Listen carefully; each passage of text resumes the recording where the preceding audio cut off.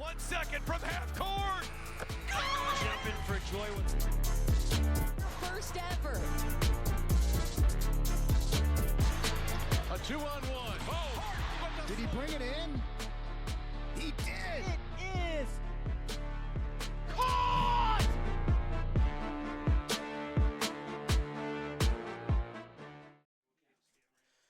High school football playoffs getting underway here in Section 6. We've had some very good competitive battles throughout the past couple of days, but as we head into a new month, the month of November, playoffs getting underway. We've had some very good ones throughout the past couple of days, but we're going to get you another one here at West Seneca West High School as the Warhawks of West Seneca West host the Flames of Williamsville East High. My name is Jacob Flack. Alongside me is Tom Prince. We'll get started here.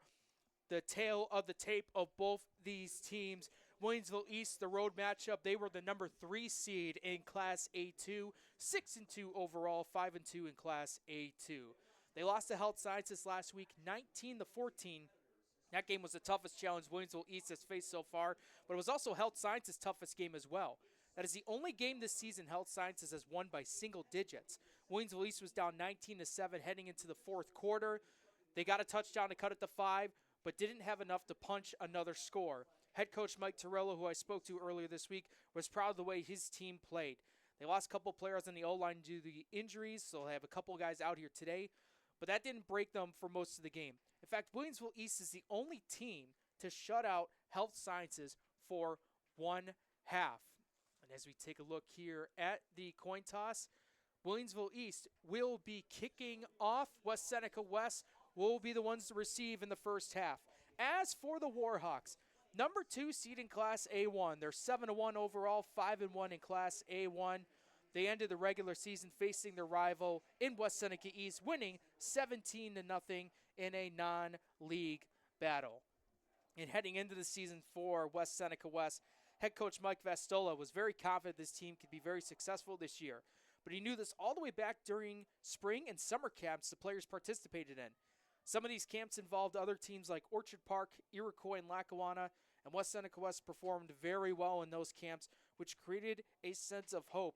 And those players throughout this season have been very humble and have had a good attitude as head coach Mike Vastola, entering his 11th season for West Seneca West, has done a great job getting his team and players ready to start off this season and head into the playoffs.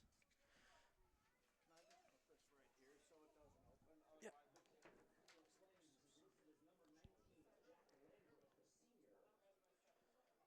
So kicking off for Williamsville East will be number 19 in Jack Landreth.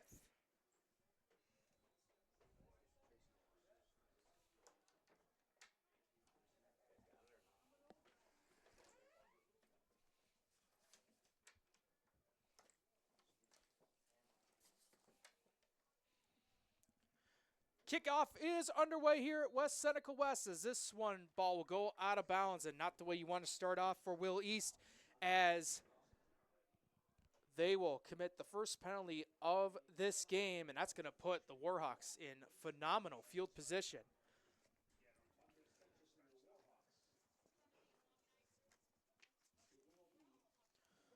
For the Warhawks, heading into this week, Coach Vastola has loved the way his team has prepared for this game.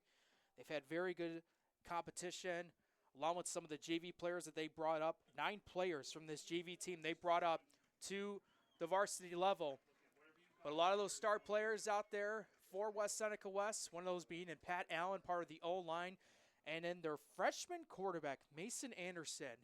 It's been a nice dual threat player for them. 10 passing touchdowns, 12 touchdowns on the ground. He'll start off throwing the ball towards the outside, past the 35, and getting it to around the 40 before being brought down to around the 41-yard line. A good connection there from Anderson, finding his sophomore wide receiver, Alex Quarantello, listed at 5'9", 170. And as for Quarantello, he's been amazing on both sides of the ball, more so on defense. And we'll talk to that when they get to the defense side of the ball. But for the passing attack, 249 receiving yards, 2 touchdown receptions. As they go back to the passing attack, that's Gerard Freeman. Looked like he got tripped up and will be brought down to around the 43-yard line, just 2 yards away from picking up the first down, and I'll bring up third down. Well, this Willys team on defense, when it comes to against some of the teams they faced so far, they've done well, only allowing their opponents to score just under 12 a game. And this will be a good step for the Willys defense. Third down and 2. As out of the shotgun formation is Anderson. Here's the snap, and a penalty marker comes flying in, and it's going to be a penalty against the Warhawks. So this game started off with a kickoff that went out of bounds, a penalty by Will East, and then West Seneca West opening drive. 3rd and 2, they just committed a penalty. They'll get pushed 5 yards back. Not what you want to start on your opening drive. And now both teams here will take a look here. Excuse me, it actually wasn't a penalty. Looks like a timeout was called by West Seneca West. So it wasn't a penalty, but that's now 2 remaining for the Warhawks in the first half. But, Tom, 3rd and 2 here. West Seneca West on the opening drive. They're looking to make a statement early on. Absolutely. And the one thing you got to love about this West Seneca West team is they are a complete team. They could run the ball, and obviously they've got a freshman sensation at quarterback that we know is going to be able to sling it. And the weather has changed. We have had horrible weather the last 2 days. It won't be for today. Well, for the running attack, faring well so far. Gerard Freeman off the draw play picks up the first down for the Warhawks. I mean, Freeman with 482 yards on the season. He's got 6 touchdowns. But the one thing why Mason Anderson is so dangerous, he can do it with his arm, but he'll do it with his legs too. He's got 12 touchdowns himself doing it that way. That pickup by Freeman was a gain of 6 yards. The move that changed as they're at Will East's 49-yard line. From the snap, and a pass over to the outside, to the 45, to the 40. Quarantello tried to stay in bounds, but he's brought down right around the 37. But there is a penalty marker down on the field at the 36. And I'll tell you, it looked like this may be going against Williamsville East because one of the players right there, it looked like the ref had said something to him.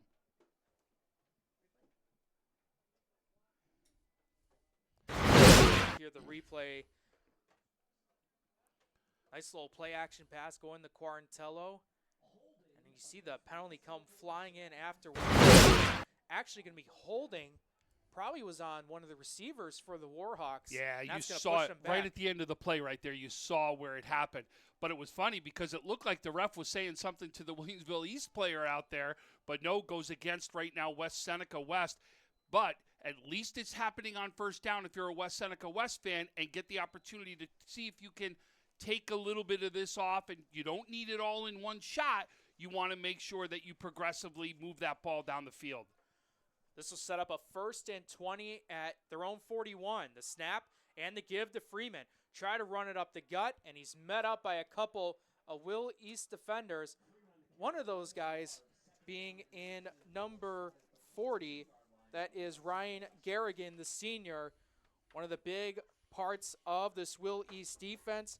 3 sacks on the year for him, along with an interception. And he was also a Week 6 Trench Trophy nominee. A big key guy for the Flames that's going to have to get it done here today on defense. He's 5'9", 185, and he plays like he's 6 foot 220 out there the way that he's been playing this season, especially coming off the end out there. 2nd down, 19. Here's another give.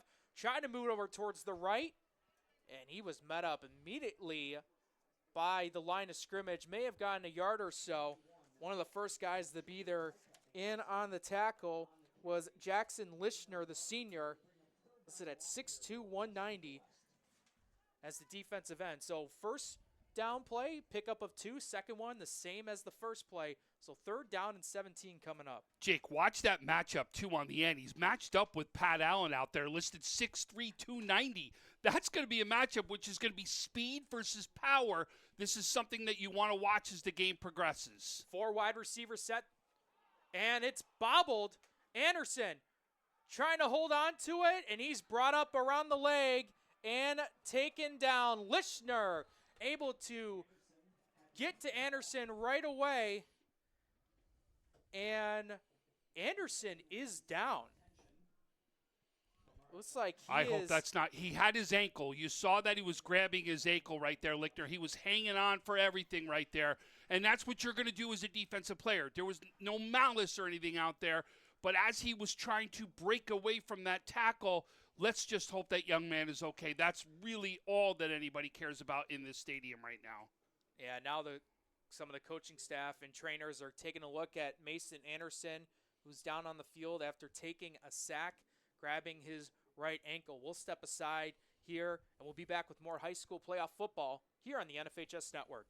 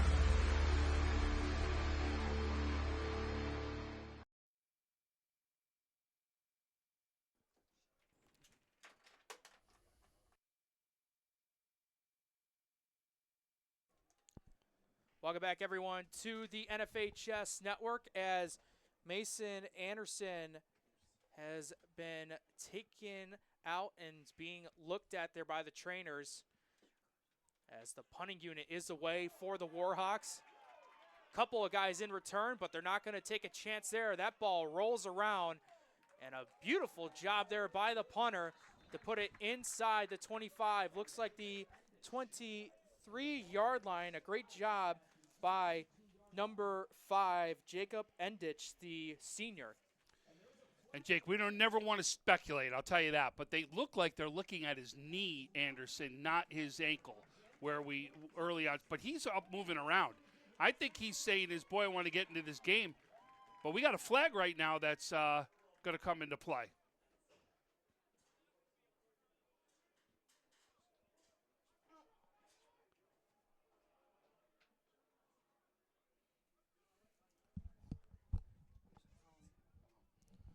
So we'll take a look at what the penalty, as it looks like that was against West Seneca West.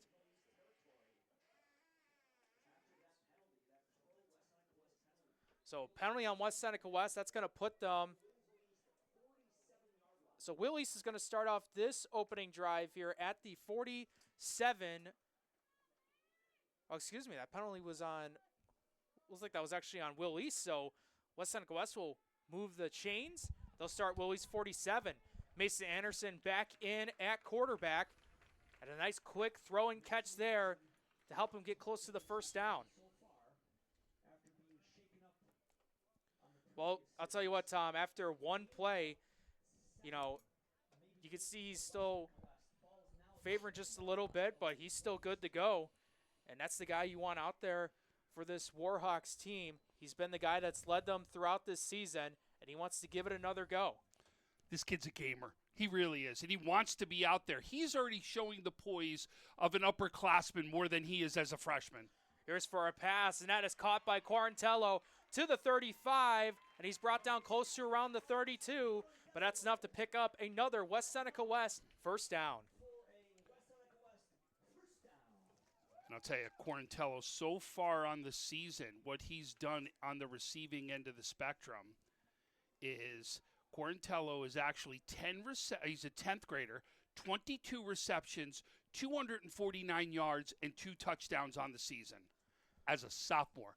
That freshman-sophomore connection is around for 3 more years, or 2 in the sense that you include 3, including the finish that rest of this year. Now Anderson rolling out to the right side, and he's just going to saw what the defense gave him, didn't like it, and threw it away. We'll bring up 2nd down and 10. See, that to me, isn't that a veteran move right there? How many times do you say, don't make the mistake out there? Just go ahead and live for the next down. That's something that a senior quarterback, sometimes you got to make sure that they understand. And he's showing the poise as a freshman doing that in a big game, because this is a huge game once you hit playoff time. Absolutely, and he wants to make the smart moves. That was the one he wanted to go there. Didn't like what he saw, and they'll reset. At the Willys 32, this time the handoff, running it up the gut, going past the 30 and taken down close to the 29-yard line. Micah Anderson, the junior running back, in as the ball carrier. Jake, how many times do we talk about this inside any game? Flags can kill you. Right there, it looked like Will East had made a great stop, punted out. All of a sudden, the flag goes against them, and now here they are, West Seneca West, taking advantage of it and marching down the field with an opportunity to score and possibly add to the scoreboard out there. We know penalties kill momentum. Hurts them even more when it comes playoff time. 3rd down and 6, rolling out to the left side. Anderson lobbing one in, and it is caught. I'll tell you what, that didn't look like a freshman move there by Anderson. He lobbed it in and found his teammate, Aaron Lazarus, for a 1st down. Look at it. Right here's the replay. He's hit that. First of all, that knee looked just good right there. And did you see how Anderson, look at the way he turned his hips. You see at the end there, he turned his hips so he can make sure that that body was facing forward so he can make that pass.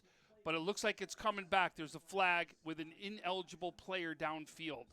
And that's one of the hardest things, Tom, is when you have a quarterback that can be an improviser, that can get out of the pocket to buy some time. Unfortunately, there can be a case where you have someone that's too far downfield or they're not supposed to be, and those flags can come into play. Yeah, and we just talked about it. It just happened to Willies. Now it happens to West Seneca West. This will be something that changes the momentum of a game multiple times in any game that we go ahead and broadcast. So they'll put this as a 3rd and 11 at Willys' 33-yard line. 4 receiver set. Anderson trying to look for a deep man. Able to shake off one defender, and he's going to scramble, slide, gets hit, and there come the flags. They fly in. He took a hit there as he went down.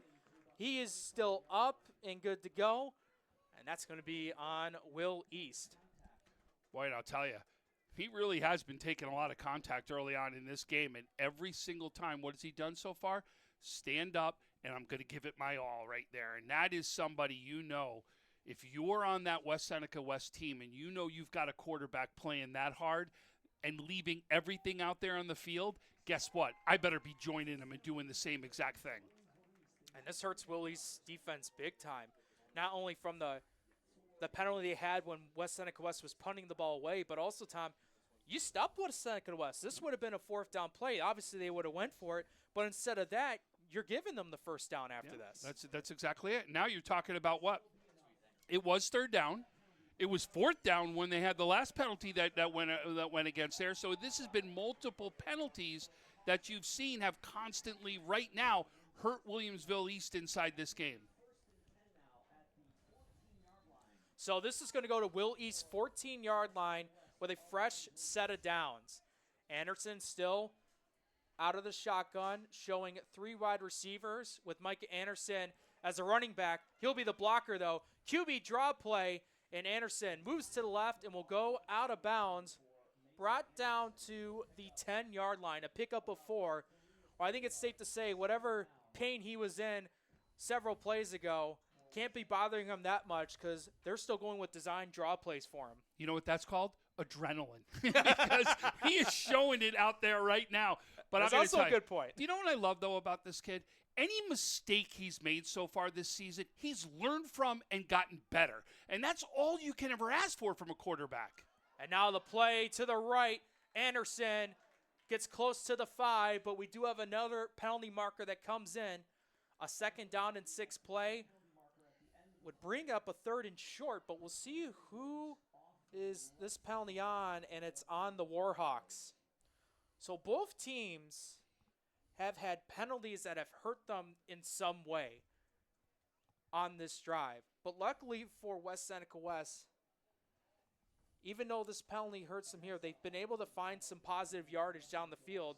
But you got to hope that, one, you got to stop the penalties. And hopefully from this moving forward, they're able to create positive plays because they're very close to the end zone. Just over 5:30 to go in this one in the first quarter. It's going to be a second down at about 14 at the Willys 17. Showing 3 wide receivers, 2 to the right, 1 to the left. The fake handoff. And then Mason Anderson's going to take it himself. Goes up the gut, gets past the 10, and he is dropped down at the 8-yard line. A pickup of about 9. And that tackle was made by Josh Flusky right there, number 14, the linebacker listed at 5'10", 175. He doesn't make that tackle, and I'm going to tell you, that's a touchdown right there. So that is absolutely a huge spot in this game. Third down, you make a stop. Think about that. If you can hold them to a field goal, because we know West Seneca has a kicker out here, you can say that this could be a positive win, especially because of the time that West Seneca West has had taken off the clock. Third down and 5. Moving it over towards the right side. And Anderson is just short of the first down marker. He's brought down at the 5.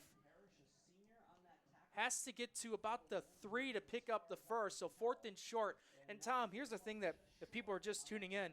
This is still the opening drive of this game. Yeah, we did have a kick, but it was a penalty is what caused it to come back. Right. And then now, but before we go, Jake, real quick, we want to give credit to Gavin Parrish on that tackle because that was huge right there. That's a senior play. The senior comes up big, the defensive lineman, 5'11", 190. Well, here it comes now towards the right side. Pat Allen, he fumbled it. And that is picked up by, looked like it was Williamsville East. And oh my goodness, what a play by the Flames defense to cover the fumble and pick it up. And here's the replay right now. Look, good run by Allen, and you could just see a great hit. And that hit there was by number 9, Rung, who comes up with that hit right there to force the ball to come out. And think about that. All momentum has been on the side of West Seneca West, and it took one play to now Williamsville East get some momentum on their side. And this is the first time we're going to get to see this potent offense now get their opportunity. That West Seneca West drive lasted just over 4 minutes, and it comes up with a goose egg.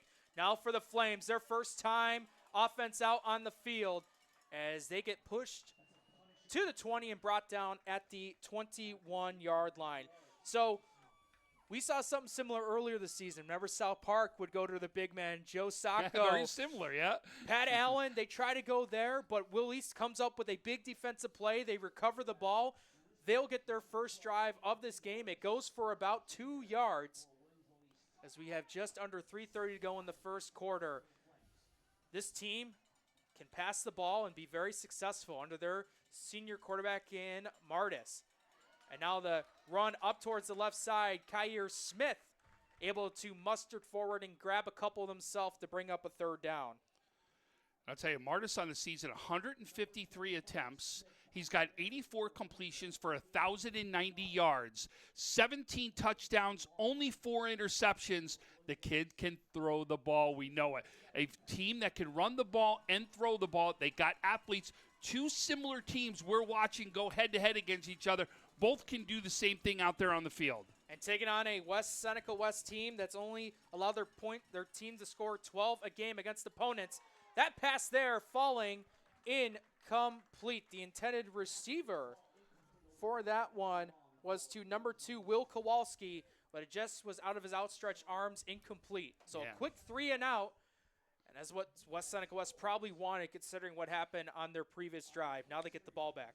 Oh, you knew Pat Allen would say, okay, guys, we got to step up on the defensive side after that. You know he wants another shot right there. This is a kid that will be considered for the Trent's Trophy finalist. This kid's that good, Pat Allen, and you saw him absolutely get his chance. But I'll tell you, his strength will be on that line on both offense and defense. And a high snap. And they're going to have to run this one, try to go for a throw attempt, and it's going to be incomplete. So there is a penalty marker down. We'll see who this is on. So the punter had to go for a pass attempt, and unfortunately it fell incomplete. We'll see where this ball is going to be spotted, but there is a penalty marker down on the field. This looks like the officials here will take a look at this ball is going to be spotted. Our officials for today's game are referees Ken Eddings, our umpire is Tony LaCastro, our head linesman is Sal Avalvo, our line judge is Matt Carlucci, and our back judge is Chris Horvatitz.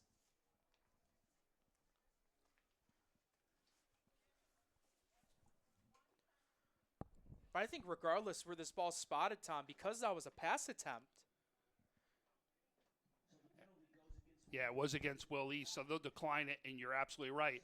It means it'll go down right where it was, the line of scrimmage, and they'll take over right from there because they tried attempting a pass. You're absolutely right about that. So this is basically a redemption drive for West Seneca West. Very similar spot to where they were.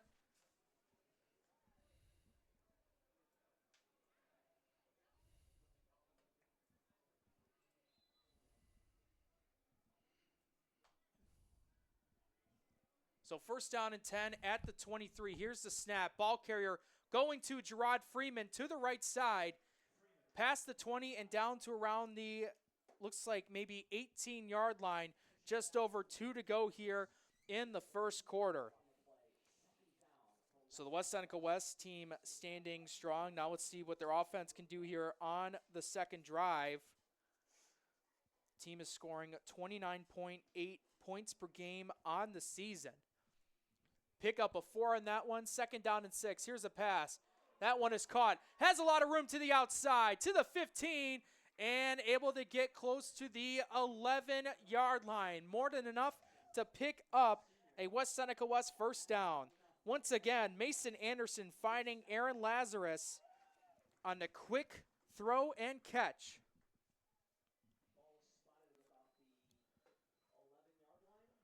So that was at around the 11, a pickup of about 8 yards. So fresh set of downs. They don't necessarily need the touchdown here. They just got to get it to the 1 to pick up the first. Anderson knows. Pass incomplete. Quarantello was the intended receiver. Just through the outstretched arms there, and then looking to try to possibly pick up an interception. That was Will Kowalski for Will East on the diving attempt. But, boy, can you believe right now the time of possession? 12-minute quarters. It has to be right now with a minute and a half left, about 9 minutes to a minute. It definitely has to be. You know, give them. I'll even give you 2, right? 8 and 2. Here's now Freeman up the left hash, bulldozing his way for a touchdown. Gerard Freeman taking it up the left side, and West Seneca West strikes first. That's a great run right there, and you could see, always keep those legs moving, and that's the reason why he got in there. It was that yards after contact, he gets initial contact, busts through it, keeps those legs moving, and finds that yellow-blue end zone that he wants to land into.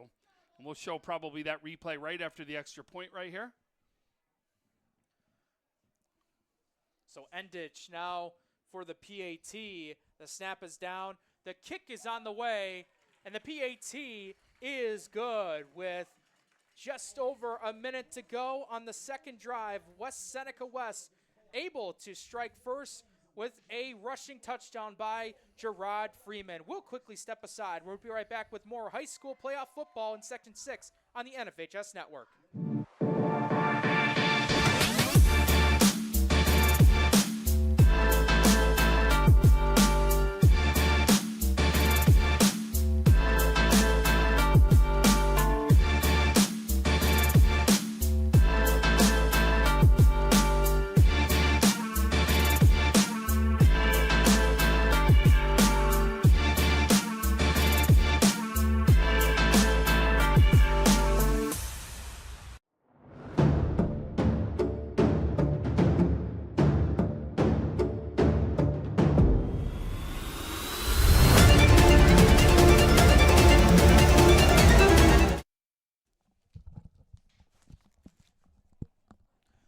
Welcome back, everyone. This is Western New York Athletics here on the NFHS Network. Just over a minute to go in this one, and the Warhawks are able to get the first touchdown of the game. It was an 11-yard rushing score by their senior running back, Gerard Freeman. They got the PAT, and that is why they are up 7-0, and they're going to boot this one away as this will bounce at the 25. Now both teams have committed kicking penalties off the kickoff, so Will East will begin with very good field position to begin their second drive. And obviously they'll have much better field position than they started with in their initial drive right there. But they've got to now figure is, how do we start moving the ball? How do we now have success? And because really what you've done is you've give West Seneca West short fields. And every time you're going to give somebody a short field, you know they're going to take advantage of it. And West Seneca West has done such a good job of taking advantage of that so far with a 7-0 lead. Now Will East has to come up with an answer. Ball spotted at their own 35. Quick pass downfield. Try to go one-on-one, and it falls incomplete. Looks like Kowalski was the intended receiver. And now bring up 2nd down and 10, and it's no surprise to see how Will East, Martis is trying to go to Kowalski right away, considering that he is one of their top receivers on the team. 20 catches, 242 receiving yards, and 3 touchdown receptions on the year.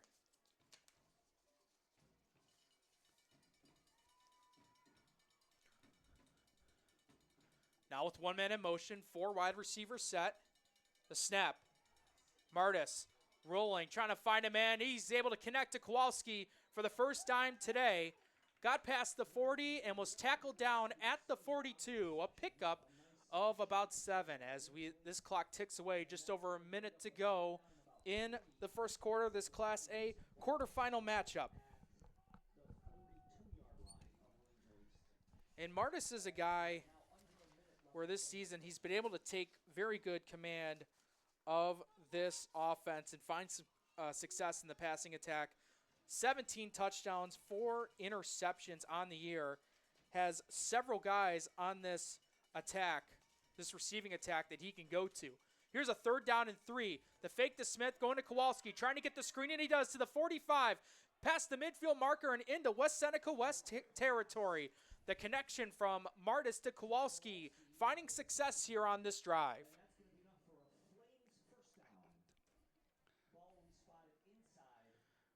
They're able to spot the ball at the Warhawks 46. As this clock ticks away, we'll see if the Flames have another shot here. And it looks like they're just going to go to their respective sidelines. So as the Warhawks get their first touchdown off the running back of Gerard Freeman, Will East looking to respond with a touchdown of their own. We'll see if they do here as we end the first quarter. West Seneca West up on Will East 7-0. We'll take a quick break and we'll be right back with more high school playoff football on the NFHS Network.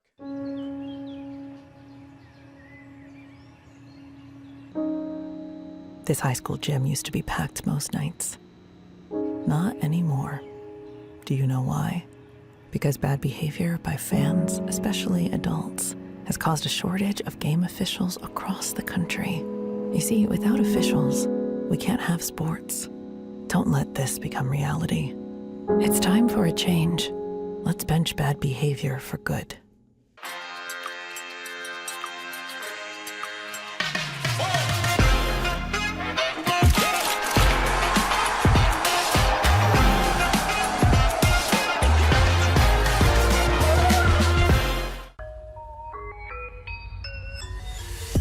This is Heart. Welcome back, everyone, to Western New York Athletics live here on the NFHS Network. Will East taking this run up the gut to begin the second quarter, and they just got back to the line of scrimmage. No gain there. We're at West Seneca West High School for a Class A quarterfinal matchup between the Warhawks of West Seneca West and the Flames of Williamsville East High. My name is Jacob Flyak. Alongside me is Tom Prince. And Tom, only one score so far, but both these teams here, the way they have been competing, it's been no surprise to where this score is at right now. 2nd down and 10 from the West 46. Pass that is caught by Kowalski, moving to the 40 and brought down to in between the 37, maybe 38. Be a pickup of about 8 there, and I'll bring up a 3rd down and short situation. And Kowalski, the catches he's been making in traffic, too, because when you do that kind of in the middle of the field right there, especially the short ones, and you know there are linebackers, defensive linemen right around you, they're going to take a hit. He has absolutely made sure he's made those catches early on in this one. He is showing up to be big at the receiver spot. And he's going to have to be throughout this contest. 3rd down and 2, 4 wide receiver set. The fake to Smith, rolling out to the right, and this one is caught. Moving to the 20, the 15, the 10, the 5. Touchdown, Williamsville East. The connection from Martis to Will Kowalski ends in 6. That is what a great catch. Not only was the catch great, throw great, but you see the after catch, the run after the catch, finds open space, really ran a great route, and then showed his speed off at the very end to run that into the touchdown. Great play, and that's the answer Williamsville East needed right there. So now both teams have done what they've needed to do early in this game. Boy, we've got a matchup, folks. Jack Landreth now kicking this one, and the PAT is no good. So for now, the Warhawks still remain up by 1, but this touchdown by Williamsville is able to cut into that deficit. Martis finding Kowalski, and the yards after catch, they call the yak time. Kowalski able to punch it in for 6. And as we will stay here on the broadcast side of things. Martis, did you see the way he rolled out? He rolled out beautifully, followed Kowalski with that play, saw him on the run. That was also a great throw by Martis right there. He's on the run, finds his open man, and they did exactly what we needed to do. Remember we said you got to have an answer right now, and they came up with an answer. Boy, I'll tell you, both teams have come out early. We've got Anderson and Martis both at quarterback right now showing their stuff. We got the running backs doing their things. We got the wide receivers doing their things. Folks, we got a game, and this is really going to be a fun one for the rest of the afternoon. No doubt about it. And to continue on with Martis, coming into the season, he's had some really good coaches around him, part of this staff. The QB reads through his progression has gone well. He's found 4 guys he can consistently go to. The guys on the coaching staff for this Willie's team, there are 3 college quarterbacks, 3 Division III college quarterbacks who have worked with them and helped them become much better. By the way, those 3 Division III college quarterbacks are all the sons of Willie's head coach, Mike Torillo, who have helped him have a very successful season through the air. As West Seneca West looking to return, going from the 30 to 35, shaking off one defender past the 40 and brought down to around the 43. And one little fact here, Tom, is we got a penalty marker down. This is going to be after the play, too. This is all came in right after that play right there. As we see who the penalty marker is going to be on, looks like they're pointing to possibly Will East. And it's going to be on the Flames. So not only was it a very good return, Tom, now the Warhawks are going to get tacked on more yardage in their way due to this Willie's penalty. And that's going to be 15 yards right there. Now you can say is, think about now the starting position of both teams so far in this game. It's been a short field now for this will be the 2nd time a short field that West Seneca West has been able to have, and you can't keep doing that all day long because the opposing team will always or eventually take advantage of it and make sure that it happens something positive for them. And this is an offense that West Seneca West can put points on the board. And they're going to try to go deep downfield, find an open man, try to go to the kill shot, but that one fell incomplete. The intended receiver was Trey Mobley, the senior. So Mobley right there. But I love the call. I love the shot. I just a little bit thrown, but he did throw it at least where his guy was going to be the only one to be able to catch that. Like the throw, and I do like the call right there by West Seneca. You try to go ahead and attack after that play, and I love that call right there. Great job. From now, 2nd and 10, 4 wide receiver set at the Will East 42. Here's the snap. Freeman motioning out.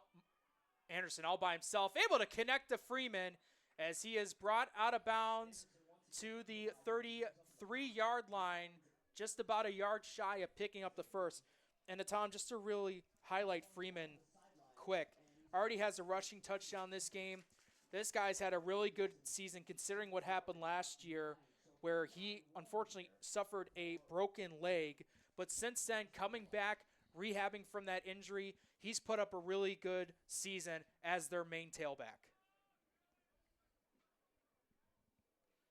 That pass was a pickup of 9. 3rd down and 1. 3 wide receivers. They go to Freeman once again. Hits the first contact, able to muster forward to pick up a couple of yards. And Freeman helps his offense move the chains once again.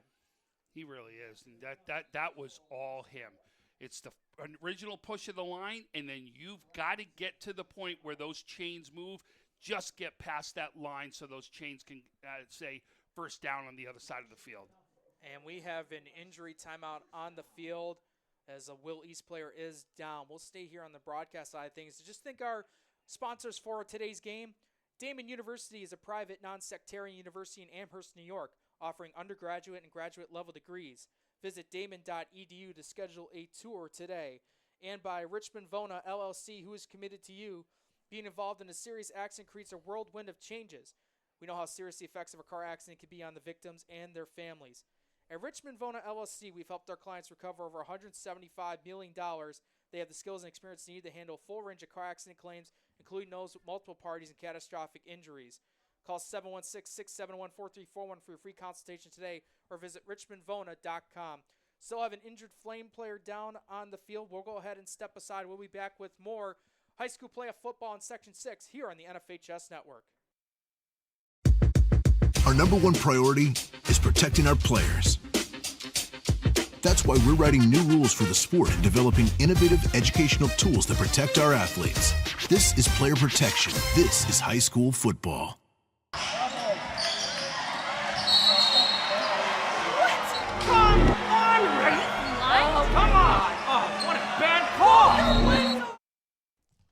Welcome back, everyone, to the NFHS Network out of that quick injury timeout. First set of downs for West Seneca West. Here's a quick pass, and that sails behind the intended receiver, falling incomplete. The intended receiver there was to the junior wide receiver, number 18, Gabe Santos. 7-6 is our score here, just under 10 to go in the first half. Will East able to respond with a touchdown of their own, but after a penalty due to the kickoff, now puts up the Warhawks in great field position, looking to extend their lead. 3 wide receivers, 2 to the right, 1 to the left. Here's now the handoff. It is the Freeman who got past the 30 and will be brought down at the 29 to bring up a third and about 8 to go. And I'll tell you, another big tackle there by number 40, Ryan Garrigan, as he comes up big on that play. I'll tell you, Garrigan really's got some great speed. I love that first step. That's the reason why he's out there at that DN spot. Even though he's going to probably take on guys that are constantly bigger than he is, you can see he comes up big with that speed and obviously the way he moves down that line. I've seen a lot of guys that aren't the biggest guys out on the field really having an impact on the defensive line this year. 3rd down and 8. Anderson's catch, that is caught, picking up the first down and more. Brought down to around the 17-yard line, a pickup of 8, and another West Seneca West first down. Boy, you're starting to get the feel that this is going to be a back and forth all day, and that it may be the team that has the ball last could be the one that walks out of here as a victory. Some nice reads by Anderson, getting those throws out quickly, getting them short passes, and then picking up the yards after catch. Now here's the give. Once again, the Freeman was able to muster forward to about the 8-yard line. And that is looks like that's close to the first down. Looks like he's just short. I'll bring up second down and about 1. There's a no huddle. They want this touchdown right away. Freeman, once again, trying to use his blockers, trying to push him forward, and he's just short of the end zone, at least about a yard, maybe 2.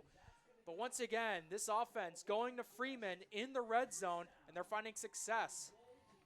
And Reedus right there was on the tackle. He was hanging on right there for dear life, trying to get some help from his teammates, which he got to stop Freeman from going into that end zone. Showing 3 wide receivers. First and goal at the 2. Snap and the give. Going to Freeman. And he is going to get stuffed, and he gets brought down. Kowalski was there along with Kyer Smith and Ryan Garrigan once again to stop any forward progress. That's a big stop right there. They've been stopping on some of these short opportunities for West Seneca, but can they do it for another big play right here? And then the question was, even if you do make a stop, do you have to do it for a 4th time as well? And that will be the challenge for Will East, as looks like they have a late substitution coming off the field. So this will be second and goal. Anderson all by himself, and a timeout's going to be called by Will East. They will have 2 remaining, as well as West Seneca West. 7:36 to go in this one. West up 7-6, but looking to punch into the end zone. We'll see if they do coming out of this timeout.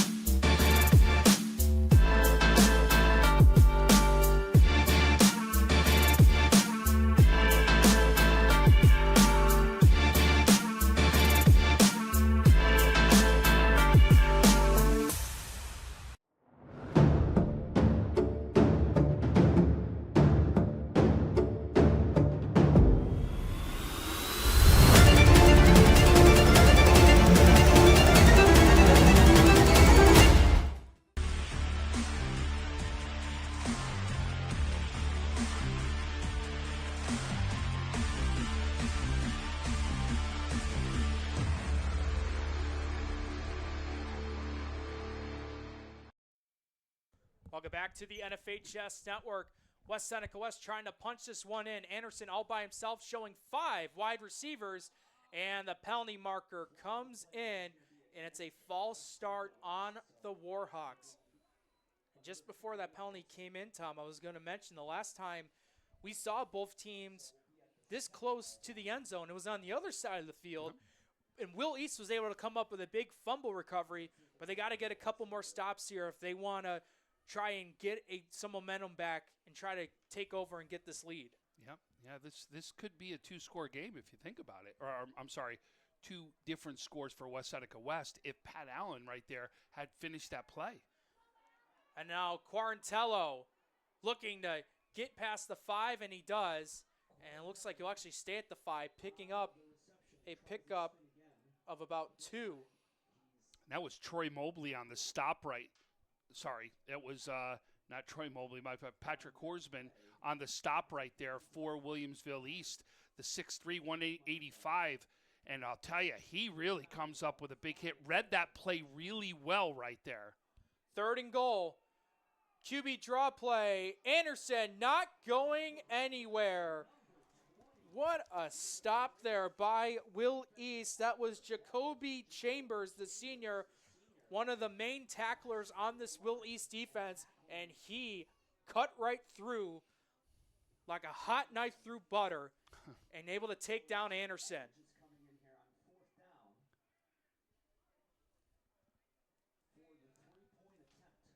So now the field goal team coming out. And Chambers, you talked about 65 tackles on the season, leading the team for Williamsville East. Garrigan, the other one we've been talking about, 46 tackles, and he's got 3 sacks. Endich now in line to kick for the field goal attempt. The snap is down. The kick's on the way, and the field goal is good. So West Seneca West able to extend their lead. They are now up 10-6, just over 6 minutes to go in the first half. So Will East will get a chance here in just a little bit. And we'll stay here on the broadcast side of things to just talk a little bit if you're just tuning into this game. It's been a tight contested battle, but Tom, I think we knew this even days coming up to what this game was going to be, and I feel like we're getting what we have predicted so far. Absolutely. I mean, you think about it. This is a 2 and a 3 seed is what it is. A little bit different. I know everybody sees 1 through 8 on some of the playoffs. This isn't a 1 through 8 the way it is. Because you have 4 teams come out of one conference, 4 teams come out of the other conference and bring them together, it's 1 versus 4, 1 versus 4 on the other side, and then 2 versus 3. We knew this was going to be a great matchup. Will East has been phenomenal this season and taken down, as you know, took Health Sciences to the brink, beat Will South in a great game, had a great game with Grand Island. Look what Grand Island did last night to Williamsville North even. We knew coming into this that this was going to be a great game, and West Seneca West has had some big wins as well. Now for the return attempt by the Flames. And very good field position for them. They get brought down at their own 40-yard line as the offense will head back out there on the field.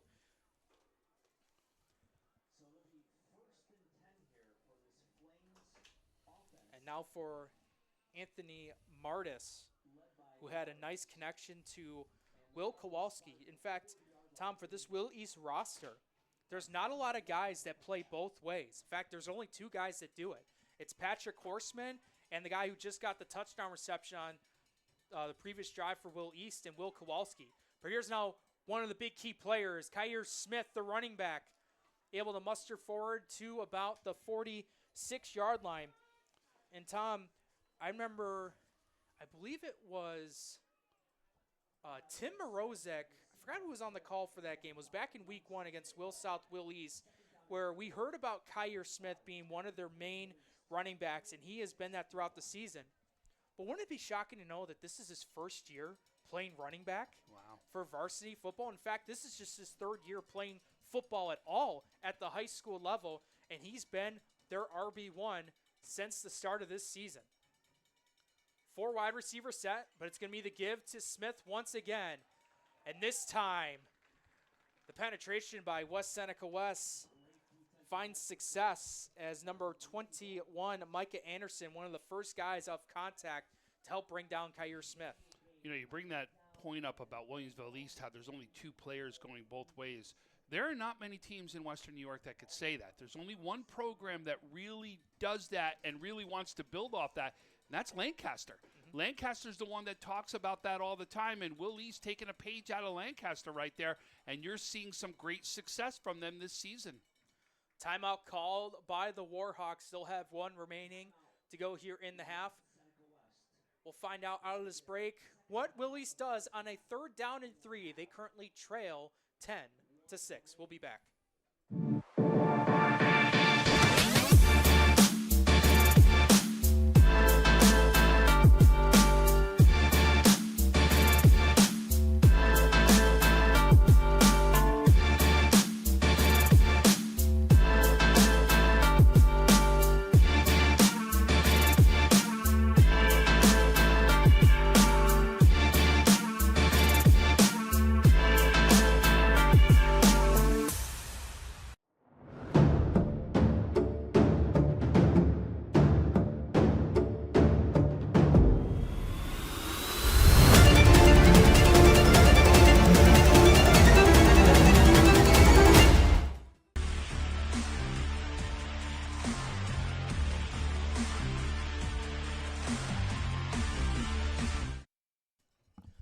Welcome back here to West New York Athletics on the NFHS Network.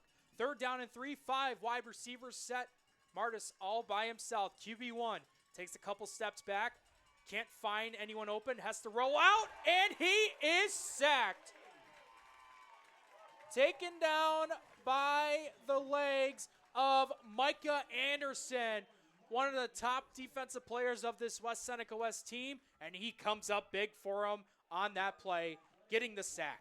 Micah Anderson, 40 total tackles on the season. He's got 2.5 sacks, but he also has 6 tackles for a loss on the season, and he comes up big on that play, exactly when they needed him right there. And now we're probably going to see a punt right here, which would technically be the first punt of the game. No, the second punt of the game for Williamsville East, right? Because they did a 3-and-out early in the game. They did. Off the boot, and that was very close. Gets bounced to the 45, to the 40, and down to the West Seneca West 39-yard line as they'll get another chance to take a trip down the field, possibly put more points up, but they got 3 minutes and 49 seconds to do so. And they almost blocked that. That was Janice Jean right there for West Seneca West that almost gets that block. It almost looked like he even tipped it right there. Got really close, but you can see right there, great job by the special teams there for West Seneca West. And then see the offense talking to their head coach, Mike Vastola, entering his 11th season as head coach. This team here finished the regular season with 7 wins, 7-1 record.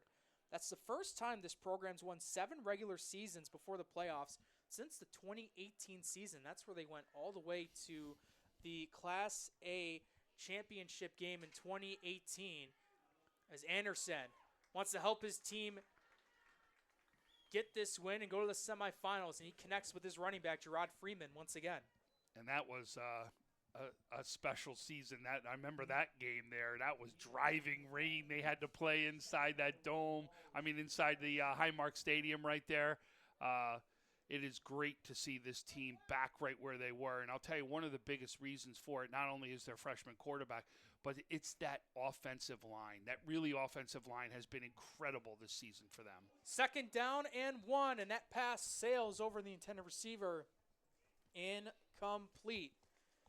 As they try to connect to Gabe Santos once again, but couldn't find the mark there. Anderson.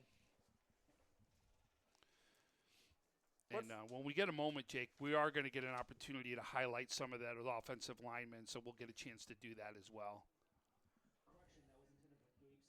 3rd down and 1 at their own 48. 4 wide receivers. From the snap, the give, going to go to Freeman, and he's able to meet up with first contact and able to bust through and pick up about 3 or 4 yards, more than enough for a Warhawks first down.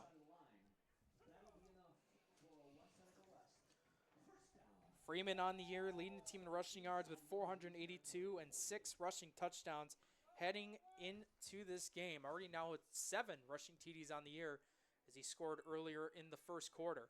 Anderson feeling pressure, throwing downfield, and will let this one go out of bounds as his intended receiver was double covered as it fell incomplete. Looks like he tried to go to Trey Mobley there on the first down throw attempt. Jake, those West Seneca West linemen, let's give them a little bit of love right now. It's number 52, Pat Allen, 6'3", 290, the senior. Connor Heitek, 6'1", 235, also a senior. Sean Leonard, number 57, 5'10", 205, a senior. Caleb Roberts, 5'10", 250, the senior. And number 17, Braden Snyder, 6'3", 305, the senior. Anderson going deep downfield, trying to go to Santos. Looked like he had his man. He beat the coverage, but it just sailed over his intended receiver. Incomplete. In fact, one of those guys you were talking about, Connor Haddock, the senior, Week 8 Trench Trophy nominee. His older brother Kyle is the defensive coordinator for this Warhawks team. Kyle also played high school football here, and he went on to play D3 college football in SUNY Brockport. So the family runs through West Seneca West and have found success here on the football field. And we'll do the same thing. We're going to give the Will East linemen some love, too. We'll get a chance when they come out. We'll give them a little bit of love as well. 3rd down and 10, 4 wide receivers. Anderson rolling out to the right, and he is sacked. Big play there by the Flames. He is fired up. That is number 45, Gavin Parrish. Garrigan, one of the key guys on this defense. Parrish is another. He breaks through and picks up the sack. Great job right there. And actually, we heard the PA announcer call it a coverage sack because you could see he was peeling out and rolling out to that outside, trying to find the open man. The only thing, the adjustment I think you're going to want to see Anderson make from the first half to the second half, he's overthrown a couple of those guys just a little bit too much, and that'll be the one adjustment, a little bit of touch on the ball right there. Endich boots this one up. Very good punt inside the 20. And having to make the fair catch is Kowalski as he caught it at the 16-yard line. A beautiful boot by Endich. And as for Will East with 2:23 to go in this half, have to go at least 84 yards down the field to try to get a score.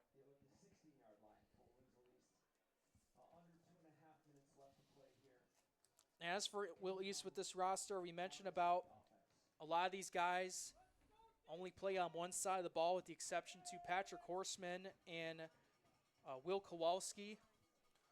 A lot of these guys, though, having football as their number one sport, and we'll get a chance to talk about that in just a second. As for Martis, 4 wide receiver set, fakes both handouts, roll out to the right, has an open guy and able to complete it at the 30 and down to the 35, and he is brought down to the 41, a pickup of about 25, and Kowalski once again helps his offense move the chains. Excuse me, they'll put it at the 39, but nonetheless a big gain there, pickup of 23. Martis and Kowalski, but a nice connection so far. I'll definitely have to be an adjustment West wants to see here. But 3 wide receiver set, fresh set of downs. Martis trying to connect again over to Kowalski, who gets through 2 tacklers, gets hit hard, and now it's brought down by a couple of Warhawk defenders at the Will East 46-yard line, a pickup of about 7. Jake, let's give those Will East linemen some love right now. Out there, number 51, Kyrie Smith, the senior, listed at 6 foot 230. Number 54, Joe Rasnick, the junior, 5'9", 235, and we'll finish more after this play. Second down and 3. Martis rolling out, firing, gets the catch, but the receiver in Jake Santoro didn't have his feet down, completed the catch, but caught it out of bounds. So bring up a 3rd and 3. The other 3 linemen we still have left, number 65, Matthew Lajuzenes, the senior, listed at 6'2", 205. And then we've got number 71, Jackson Lichtner, 6'2", 190. And then you've got number 75, Matthew Glennon, the junior, listed at 6 foot 240. And we'll talk about more of those guys in just a second. 3rd down and 3. Martis feeling the pressure, has to roll out. Martis trying to complete it to a man, and it's incomplete. Intended for number 21, Noah Kaiser, and I'll bring up 4th down. Well, you mentioned some of those key guys on the line for Will East, Ryan Garrigan being one, a Week 6 Trench Trophy nominee, and then Kyrie Smith, recently a Trench Trophy nominee in Week 8. And oh, by the way, he's the twin brother of the starting running back for Will East, Kyer Smith. Yeah, and Garrigan will be on the defensive line. That's where he'll get his, is playing defensive end. Otherwise, when he comes on the offense, he'll actually run the ball a little bit on the offensive side of the ball. And this is that area where people want to go for it all the time. They're going for it here on 4th. Out of the shotgun, 4th down and 3. Fakes the handoff. Rolls out to the right, and Martis, being the QB1, takes it himself. He'll grab the positive yardage, goes out of bounds, and picks up the 1st down. That's probably, to me, the biggest change you've seen in football over the last few years. Normally a 4th down like that at that point in the field, it was almost an automatic. You punt it, and when somebody did go for it and didn't make it, everyone would go nuts. You don't go for that. now it becomes more and more of a standard where you do go for it, and you see big things happen when you do and can make it. Fresh set of downs at the West Seneca West 47. Just under a minute 30 to go. The snap. Martis, quick pass, caught once again by Kowalski as he gets taken down at the West 42-yard line.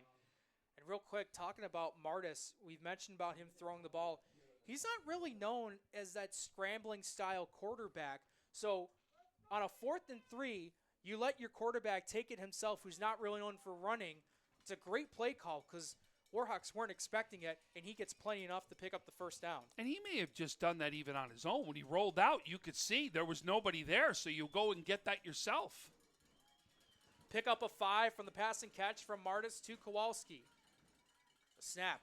Looking to his right. It gets tipped in the air, and it falls incomplete. Try to go to what looked like to be number 8, Patrick Horseman. And Kowalski having really the only success so far as one of the 4 receivers that Martis can go to. Santoro's another guy, Horseman's another guy. And so far, it's just been Kowalski that's really been able to get that offense, that passing attack going. Curious to see how many catches he has so far in the first half. It's definitely been a good handful. 3rd down and 5. And Martis going to take it himself, and he is hit hard. Brought down by multiple Warhawk defenders.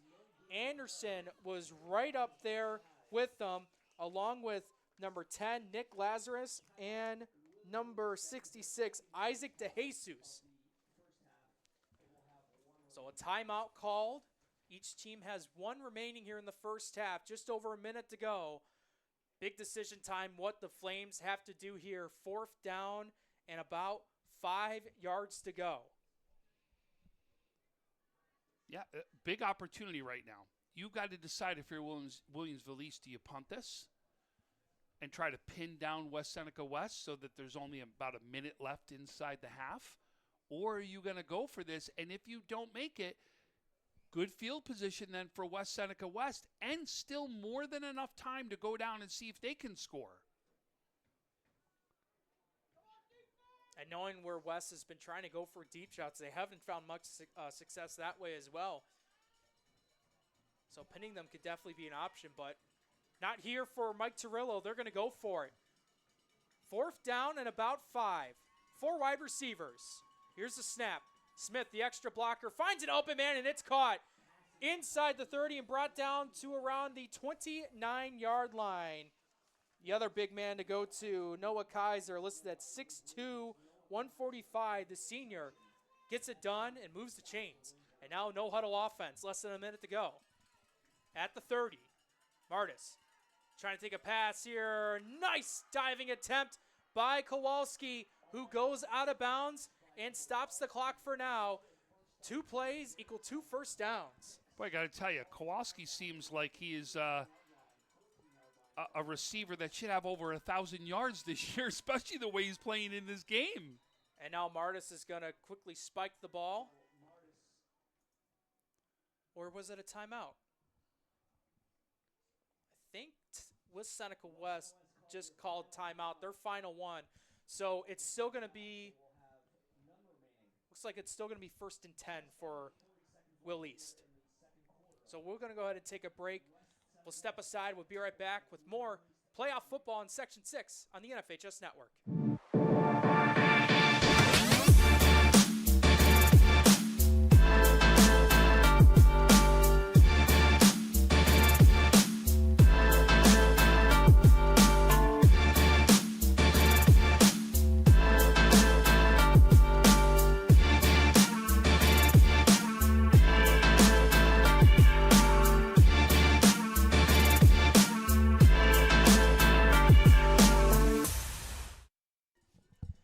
Welcome back, everyone, to the NFHS Network. Fresh set of downs at the 13. 4 wide receiver set. Out of the shotgun, Martis looking from left to right. Feels the pressure, and he is able to get forward progress. as number 54 able to bring in the tackle. That is Jack Bagley, the junior. And Will East just called their final timeout. No more timeouts for both teams. So we got 30 to go here in this one. And so far throughout this contest, it started off with a lot of penalties on the opening drive for West Seneca West. But as this game's come along so far, they've been able to tone that down just a bit. And now we have an opportunity to see both these offenses trying to put up points towards the end of this half, and Will East has a golden opportunity to do so. And really, Will East too in that opening drive. Remember the 15-yard penalty that gave West Seneca West the ball back to be able to finish that. So it's been both that's something that will be brought up by halftime is we can't afford any of those personal foul penalties. 2nd down and 7. Martis rolling out to the right side, trying to find a man. He's going to go ahead and take it himself, and he will step out of bounds at the 4-yard line, it looks like. Great job on the defense there by Freeman. I don't know if you watched Freeman out there, but he was covering a man to make sure that he couldn't throw the pass into the end zone. And then the minute he realized he went past the line of scrimmage, that's when he went up to be able to get him out of bounds. That was a great read right there by Freeman to make sure that it didn't go into the end zone. 1 yard away from a first down, 4 away to the end zone. Martis, the snap, looking from to his right, has a man, and it is caught for the touchdown. Looks like to be Patrick Horseman who picked up the touchdown reception, and Will East takes their first lead of this game.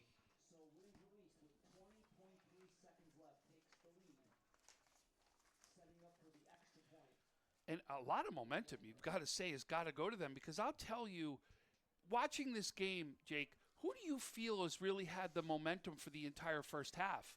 You really have felt it's been more West Seneca West way, but you've got to love the answers you've seen now from Williamsville East, and because they've stayed in there and kept fighting the way they've had, they now got their lead and the momentum all over to them. And the PAT by Jack Landreth is good. Just over 20 to go in this half. Will East takes the lead for the first time this afternoon, and the Class A quarterfinals over on West Seneca West. And I'll tell you what, give a lot of credit to this Will East team. They definitely have a bend and don't break mentality, and you saw it on the drive. Start leading off with their quarterback in Martis. He knew this team could go down the field and put up some points for the end of the half, and they got the job done. And Jake, remember, they get the ball in the second half. That is true. So that scoring right there with 20.3 seconds left on the clock is even more important because you can now score again as long as you don't do something right here with 20 seconds left in the first half.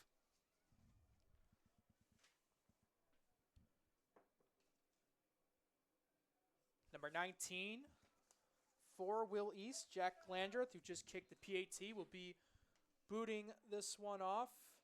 And a couple of men returning for West Seneca West, one of those in being the starting running back in Gerard Freeman. From the kick, squib kick. This bounces and will be officially down at their own 34-yard line. They don't want to take a risk with anything for a possible return. Just hold on to the ball for dear life. Now the question just becomes, if you're West Seneca West, do you take a shot? Because you got a quarterback who's got an arm.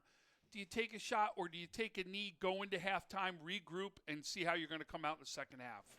It's a good point to bring up there, Tom, because it could either go in two ways. Either you get a big chancer that can end in 6, or it's just a very long punt. Yeah, exactly. You just want to make sure, though, if that very long punt happens, that it doesn't get returned at the same time either. Right. But they're going to go for this. I expect this. You got a guy that could throw the ball. Take a shot right now. We've seen crazy things happen. You never know. 4 wide receiver set. Martis. Mason Anderson throwing this one downfield, and it's incomplete. And knowing what this part of the game right now, if you think about it, it hasn't been too surprising that they're doing this, In fact, even earlier in the game, they were doing tip ball drills. So this could be, a situation where they're trying to set it up, see if those drills from practice turn into perfection in real game. That's a great point. And that's why you practice those things. Because there's always going to be one game. It's going to come down to something that you're going to need to do just a little bit differently to see if you can put points on the board and score. From 4 wide receiver set, they're just going to run this up the gut to Freeman as he gets stopped at around the 38-yard line. And that clock will wind down and hit 0. First half in the books in the Class A quarterfinal game between West Seneca West and Will East.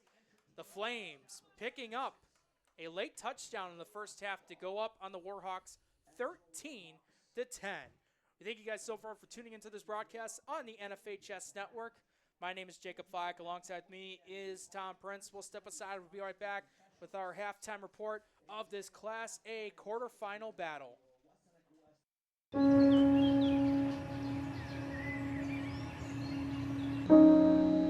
This high school gym used to be packed most nights. Not anymore. Do you know why? Because bad behavior by fans, especially adults, has caused a shortage of game officials across the country. You see, without officials, we can't have sports. Don't let this become reality. It's time for a change. Let's bench bad behavior for good.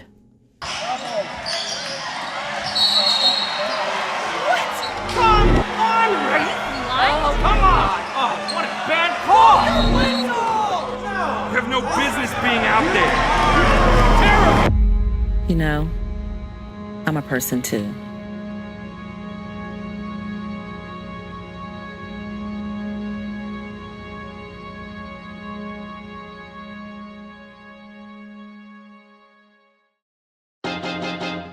High school sports fans, relive your favorite moments. Just click the shopping cart below the video player to get your digital copy today.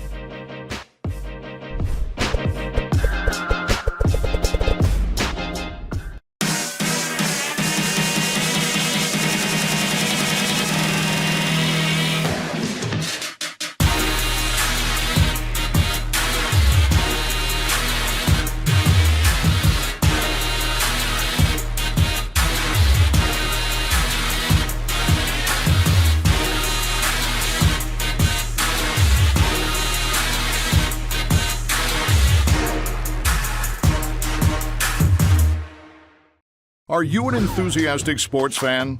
Want to have fun and get in on the action? Heck yes, that'd be awesome. Have great attention to detail. Want to stay active? Definitely. Want to give back to the student athletes in your community? Obviously, yes. Then you'd make an excellent high school sports official. We need more officials across the country because with no high school officials, there are no high school sports. Sign up today at highschoolofficials.com.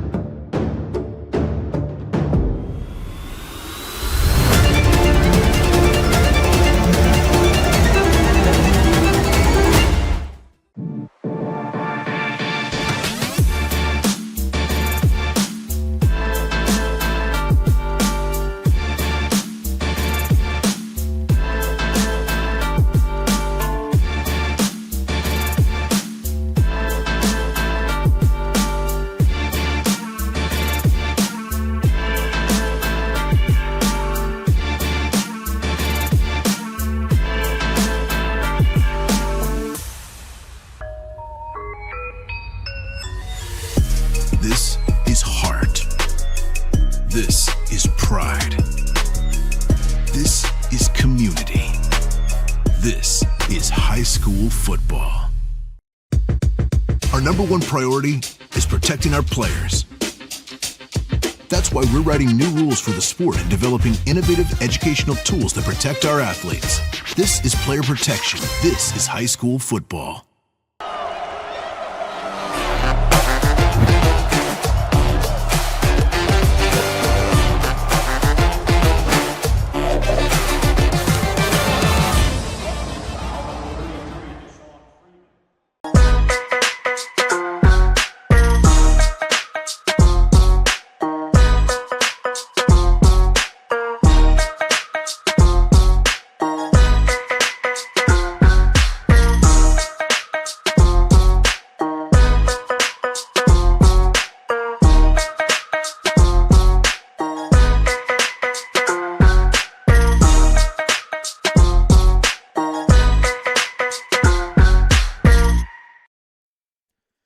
Welcome back, everyone, to Section 6 High School Football here on the NFHS Network. Playoff football, to be exact. We're here at West Seneca West High School. My name is Jacob Flack. Alongside me is Tom Prince as the Warhawks are battling against the Williamsville East Flames. And on the road so far, the Flames are up 13-10 as they picked up a late touchdown at the end of the first half. We do have several playoff games that are taking place so far throughout Section 6. Right now, Lackawanna and Pioneer, I know it's not fully updated on there, but they're currently battling it out right now. They are starting the second quarter, and that game is scoreless. But, Tom, as we take a look at these scores that have happened the past couple days or even last night, which one has stood out to you so far has been whether it's a shocker or what was a really good game? To me, it was the first one that came about was the Grand Island Will North game. Not because it was a shocker that Grand Island won, but winning 28-7, that was the shocker to me, right? Because you're talking about Will North being the winner of the conference, winner of the top seed right there. But we knew Grand Island was going to be great, but boy, they came up big inside that game. That was one of the ones that really stood out to me. And then the other game was the game that I was on the call of last night, how good Barker Royhart was against Salamanca. And again, they go down 16-0 in that game and come rearing back and win 46-30 and did it behind exactly what we've been talking about here today, a very strong line that came up big for the Barker Royhart team. A very good offensive line and a very good team overall. It was questions, how good this team could be, but Bill Brunning as their head coach, he's going to be one of the top guys that could possibly win Coach of the Year. He's really turned this program around and has really made them one of the more dominant teams in Class C. And here's the other. I was going to say, I got one more game, too, that I'll give you. Yeah. But go ahead, finish your thought. So Francis and I, we do the Empire State End Zone. Yeah. We did it last night. We were looking at this Class C brackets when the semifinals and finals. I haven't been able to look at all the stats when it comes to offense points per game, but those four teams are in the Final Four for Class C. Those are arguably four of maybe the top 10 highest scoring offenses in Section 6. They really know how to put the ball. So we might get some shootouts in the semifinals, if not even the finals itself. But, we'll see how that happens. But Barker Royhart, one of those teams that can put points on the board. We knew Salamanca was going to be tough, and Barker Royhart able to respond down 16-0, able to pick up a 16-point victory. There was one other game to me that was big, and that was the Silver Creek Forestville winning 20-0 over Randolph. And not that we didn't think they were going to win. This is a program that's really been trying to put things together. Coach Helmer comes up big right there, taking that program to the next level with a playoff win. Congratulations to Silver Creek also as well, Silver Creek Forestville as well. But that to me was probably the three games I looked at. Everything else that happened to me kind of really fell into place, exactly what we thought was going to happen. The Lancaster-Niagara Falls game, though, Thursday night was another great game right there, but Lancaster does, and they win like they should have won in that game. They've already beaten them earlier this year. We did the McKinley-Clarence game. McKinley looked great, but that game, remember, was 14-14 in the second half. McKinley didn't pull away until halfway through the third quarter is when they started scoring and taking that lead and pulling away right there. Health Sciences always will come up big in a game like that. Iroquois, that game was close in the first half between Iroquois and South Park. Iroquois pulls away in the second half. Williamsville South with their big victory over Olean. There's just a lot of really good things that we saw out there. I couldn't believe the Chautauqua Lake score that they put 70 up in their game. That was really big to see and eye-opening. You really expected Southwestern Frewsburg, and the funny part is that Medina score. Southwestern Frewsburg wins 40-7. Medina scores on the very first play that they touched the ball, and I think it was about 20 seconds that came off the clock is all that it was, and unfortunately they weren't able to score from there. And they were also missing their running back in that one, Christian Moss, but that's going to be tough. They needed to be at full strength to be able to take on Southwestern Frewsburg. Yeah, and then looking at the scores there, or the games that are happening today, Orchard Park taking on Hutch Tech in Class AA. The game you're seeing now, West Seneca West-Will East battling it out. They just got about under 3 to go in their first half intermission. Will East up 13-10 on West. Lackawanna Pioneer, they are starting the second quarter. They are scoreless. And then no score yet from the West Seneca East Pew game, but they are battling it out. We will let you know about some of those scores throughout our broadcast, and in case we find them on social media or through other communications. But let's talk about this game in particular. I'm not surprised with this back and forth battle. We know both these teams can score. We know both these defenses can put up big plays. I'm curious to see what the adjustment is for West Seneca West side when it comes to passing. They went to Kowalski a lot in that first half. Does that possibly open up a guy like Horseman, who he picked up a touchdown? Does he get going more involved? And then on West Seneca West side of things, I'm curious how much the deep pass Anderson's been able to do against guys like Santos, Quarantello. He's had a couple of them where he's taking some deep shots down the field. But all you need is that one that could really change the game. So adjustments from both sides. We'll see if they were able to get it done. Well, let's make a point about that, why that's happening. We haven't talked about it a lot. But take a look at your trees out there, Jake. It's windy out there. And look at your flag that's in the end zone. It's blowing through the end zone where those long passes have happened so far. Is the wind having an effect out there as far as the deep ball is going? We don't know. Obviously, we're not down on the field to be able to feel that and be able to see exactly what's happening. But that could be something where he just needs to make an adjustment. And you said it. You make the adjustment. Just needs to be one time. And all of a sudden, you get a touchdown, and the score changes completely. Real quick of the scoring summary so far in this contest. It started in the first quarter where Gerard Freeman had an 11-yard rushing touchdown. They got the PAT to go up 7-0. Then in the second, Anthony Martis found Will Kowalski for a passing touchdown. They missed the extra point and remained down 7-6. West Seneca West later on in the second quarter extended their lead up 10-6 with a field goal attempt, connecting on the field goal. And then Will East, very late in the first half, Martis picking up his second passing touchdown of the afternoon, finding his guy, Patrick Horseman. They got the PAT. They're up 13-10. We'll take a quick break. We'll be right back. Second half battle here in the Class A quarterfinal between West Seneca West and Will East will ensue in just a bit.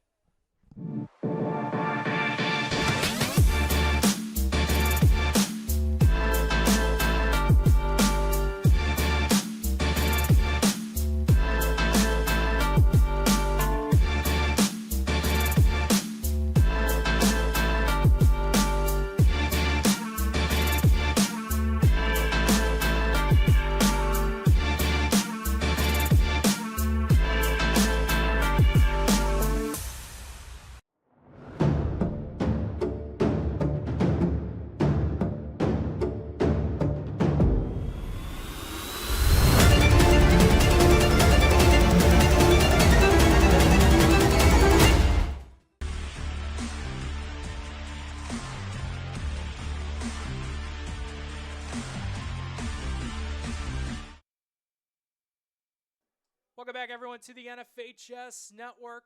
Jacob Flack alongside with me is Tom Prince live here at West Seneca West High School as the Warhawks battling out against Williamsville East. The Flames up 13-10. They're going to get the ball to start up the second half, and they're going to get it right away. Squib kick bouncing past the 25 to around the 22, and now they're going to go for a return going past the 30 and brought down to around the 34-yard line. That was Joe Santoro, one of the leading receivers on the passing attack for Willis on the return, picking up some much-needed yardage as the offense for Willis comes back out onto the field. Why this is such an important drive right now is if Willis can get down here and score, they turn this into a two-score game. That's why this is so important for both teams, right? Advantage Williamsville East, but West Seneca West trying to hold serve and keep this a one-score game. Martis, 3 steps back, looking to fire to Santoro, and it falls incomplete. Santoro on the season with 25 catches, 364 yards, and 4 rushing touchdowns. And a guy that Martis likes to go to, but so far haven't made that connection just yet. Mainly been able to connect to guys like Kowalski, who has a touchdown reception, Horseman also with a touchdown reception, and even a couple of times he's found Noah Kaiser as well. 2nd and 10, 4 wide receivers, trips to the left, 1 to the right. Martis, shovel, able to lob that one over to a defender, to his running back. Penalty marker comes flying in. We'll see who that is on. That was a real late one right there, but it looks like it's going to be that hold that's going to go against Williamsville East. I couldn't believe how late it came out, though, Jake. And they're going to point to East. It's going to be holding. Well, we mentioned how the flags later on in the first half were dwindling away, and just like that, on the opening drive of the second half, Willis commits a penalty. So we blame you for it then? Didn't necessarily say that. I don't know about that. Listen, whenever I do a game with Stu also, I do that to him all the time. I go, so it's your fault then, right, Stu?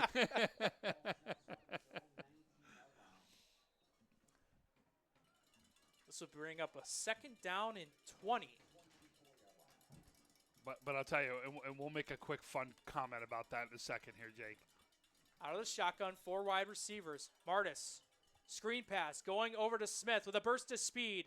Up the gut to the 2nd level, going from the 35 and down to around the 38-yard line. But there is another penalty marker towards the West Seneca West sideline. We'll see who this is on. Coach right there threw his arms up right in front of where that happened, too. I wonder if this is going against West Seneca.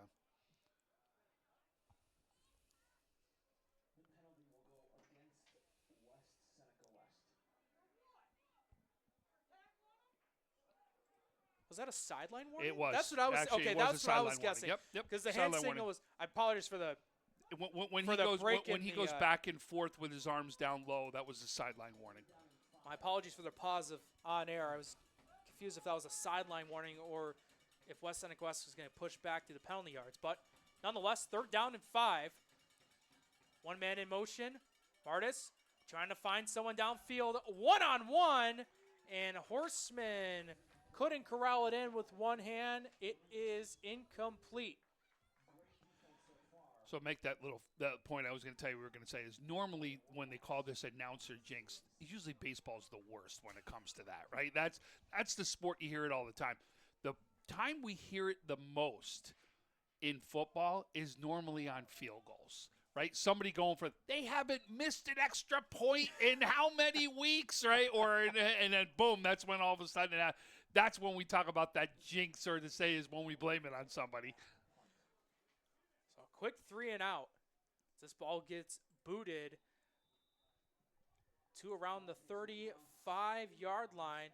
But that line judge is actually moving all the way up to the 40. So West Seneca West will begin their first drive of the second half at their own 40-yard line. Huge response here by West Seneca. You got to give them credit. They needed to do that defensively right now. And think about we talked about.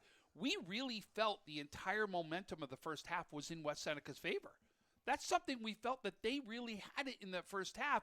And then in the last part of the 30 seconds left within the first half, Williams East scores, takes that momentum back. You can literally take all the momentum back to your side with a score right here, though. Showing 3 wide receivers. Anderson's pass, that is caught. Gets some nice blocking.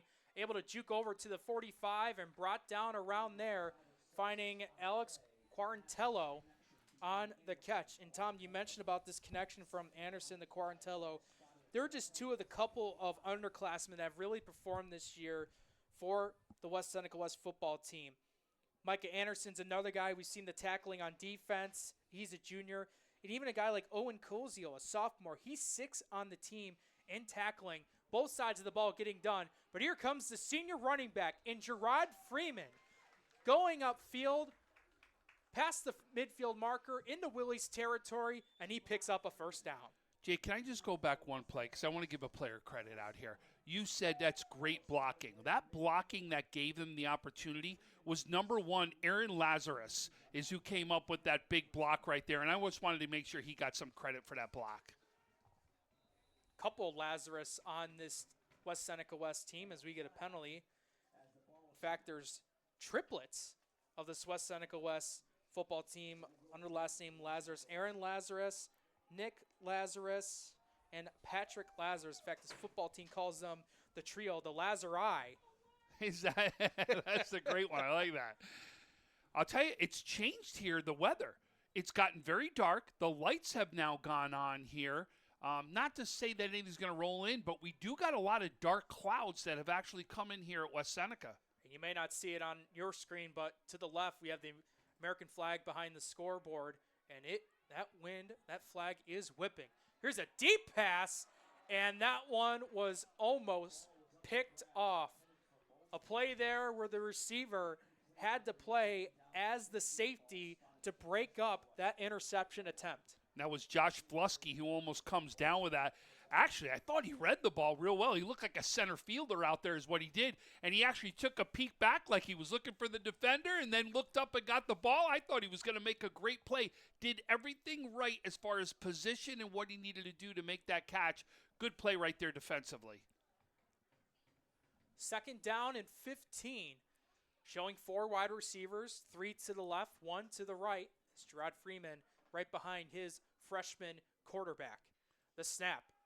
Anderson dumping this one off over to Freeman, able to get some positive yardage and get over to the Will East 48-yard line.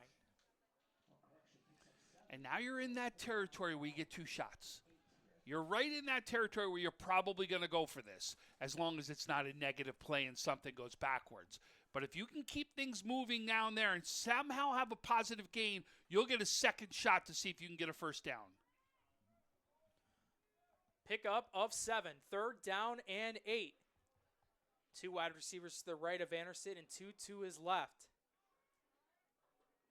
Here's the snap. And he's going to try and give that one up the gut, and he is brought down for a loss of yardage. Gavin Parrish able to break through. And, Tom, that kind of looked like a busted play Thank you. there. I was just about to say the same exact thing. It looked like he went to hand off over to his left side or the side of the Will East bench, and nobody was there, and that's the reason why he took it forward. Yeah, Freeman went up as like to be the extra blocker, and Anderson had to take it himself. But a 4th down and 10, and he's going to boot this one away. And a nice punt there, rolling out inside the 15 to the 14-yard line. And a good job there, kind of fooling Will East there. No punt return man. He's able to let that one roll a bit and able to switch fields. Great punt there by Anderson. Yeah, remember I said the negative play, and that was a negative play before that. They lost a couple yards to make it instead of 4th and 8. You had 4th and 10, and that's the reason why they wanted to pin down. And now you've got to say is, hey, listen, we already stopped them one time here in the second half. We believe in our defense. Let's go ahead and punt it, pin them down so they've got to go the entire distance to the field. So it looks like I actually spotted the looks like the 14-yard line, and blowing that one up right away is Isaac DeJesus. Not the biggest guy on the field, Tom, but it doesn't matter when you have the wits and the knowledge that he has. Breaks right through the O-line and gets him down for a loss of yardage. Yeah, that's exactly what he did. He came up big on that play. And what I may have loved more was the celebration afterwards and how excited he got because he made that big play right there. And another underclassman making a big play for them, whether on offense or defense. Isaac DeJesus, a sophomore, able to break through. Loss of 4, second down and 14 at the 10. 4 wide receiver set. Martis trying to go for a quick pass, and that's caught by Horseman and not able to get much yardage after the catch. Looks like he got to the 15-yard line. That'd be a pickup of about 5. And now we have an injured Will East player down on the field, and that looks like to be Horseman, who is shaking up. We'll step aside. We'll be right back with more playoff football here on the NFHS Network.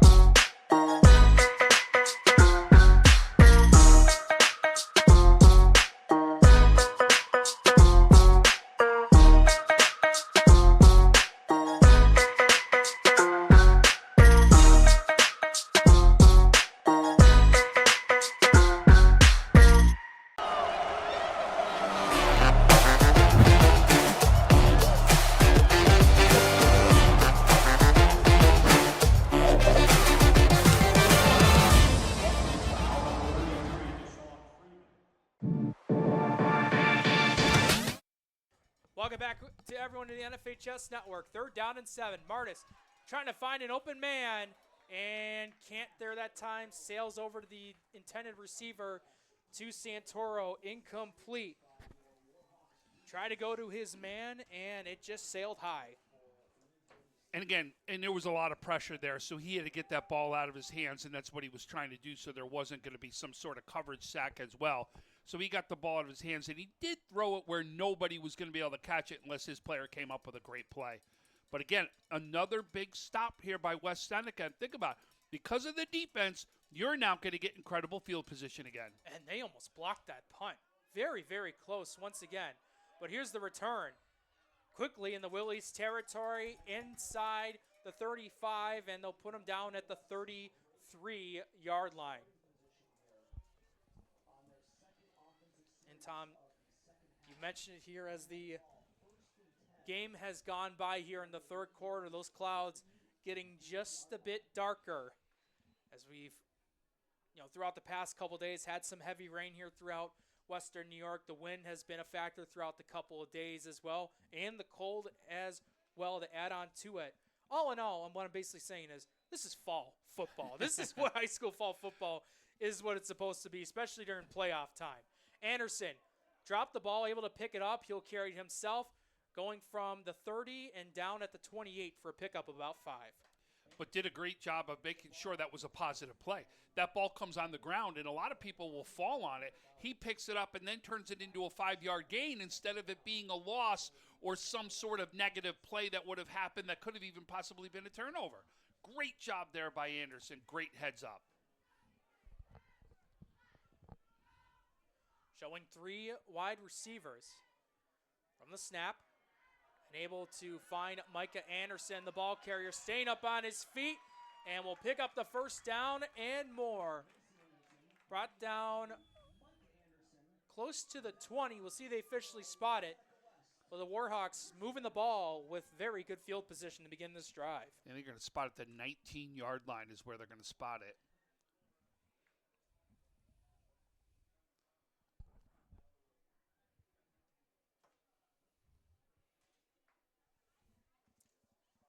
Anderson, one of the guys here on the rushing attack, along with him and Freeman.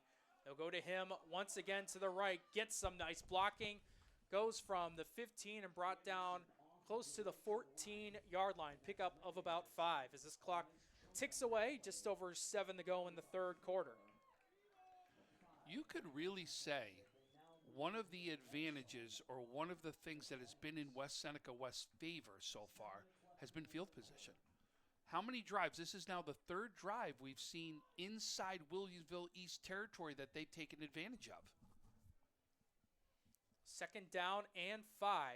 Anderson to the right, and he's wrapped up and tackled down by a couple Will East defenders. He'll bring up a third and short situation. The first one there, Theo Andrides, I don't know if you saw, he was hanging on for life onto that ankle right there, and it was a big reason for that stop.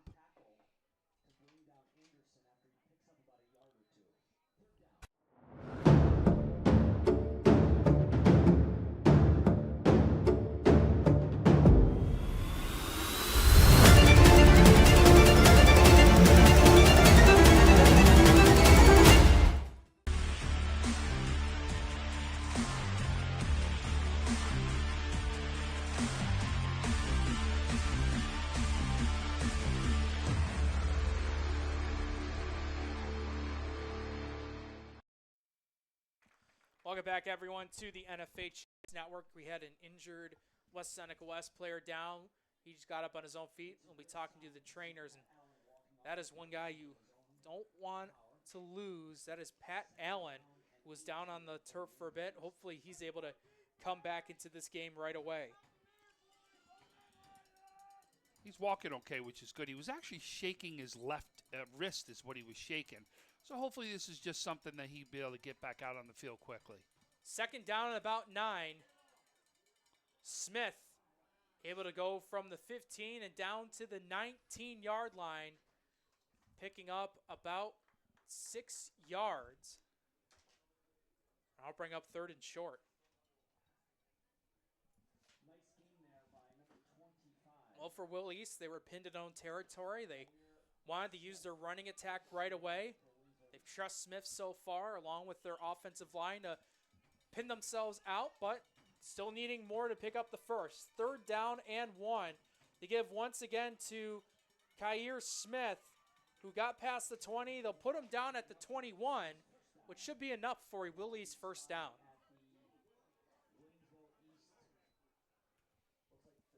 And that's big right there, because you didn't want to punt in that territory again and give West Seneca West incredible field position for another time.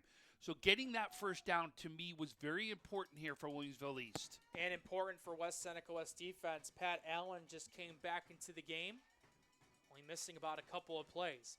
4 wide receivers set, fresh set of downs. Martis looking to his right, now going to go for a deep shot downfield, and it's incomplete.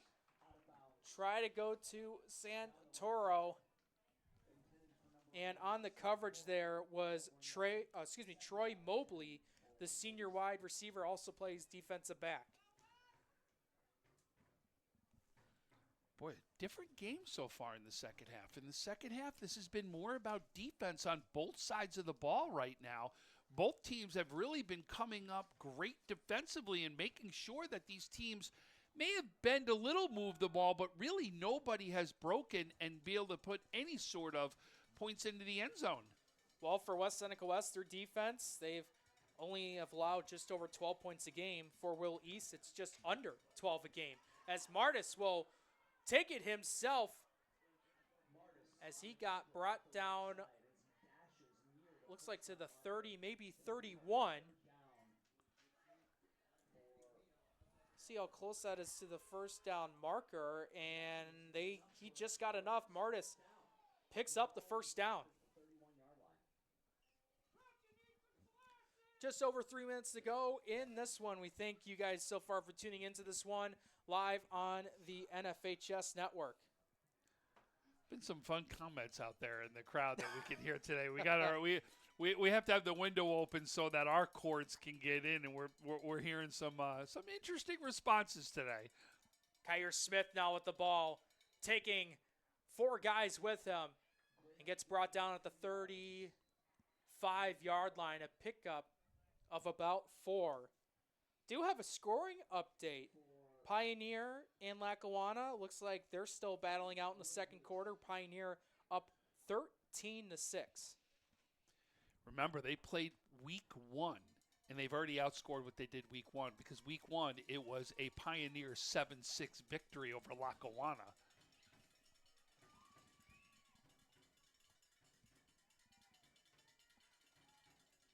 Showing 4 wide receivers, second down and 6. From the snap, they fake it to Smith. They try to go to Santoro.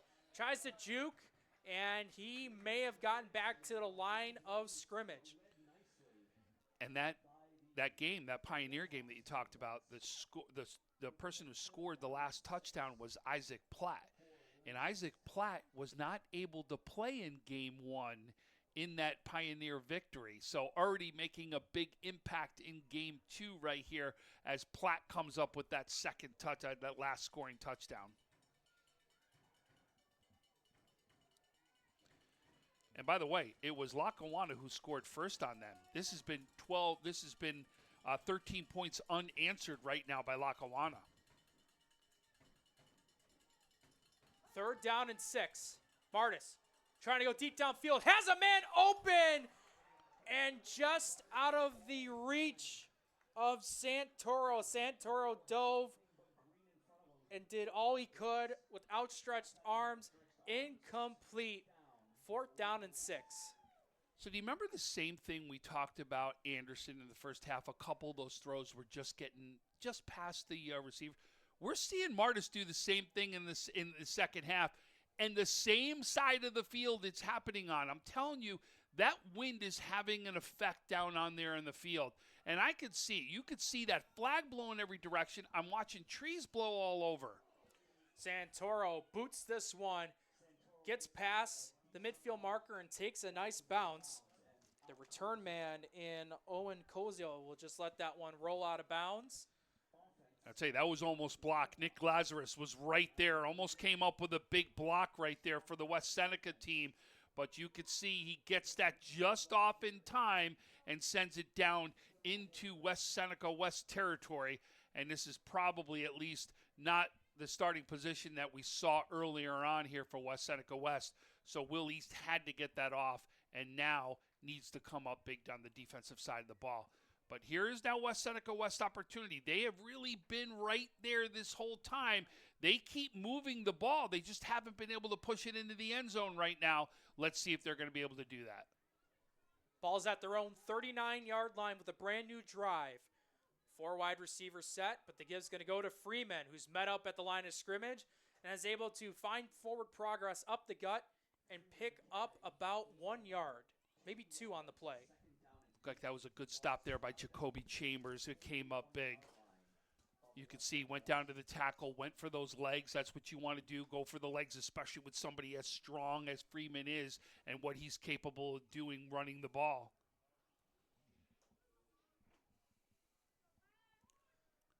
Still sticking with 4 wide receivers, just over a minute to go.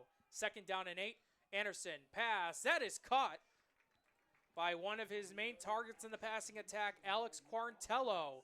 Able to find a nice out route, gets the catch, goes out of bounds, and picks up the first down.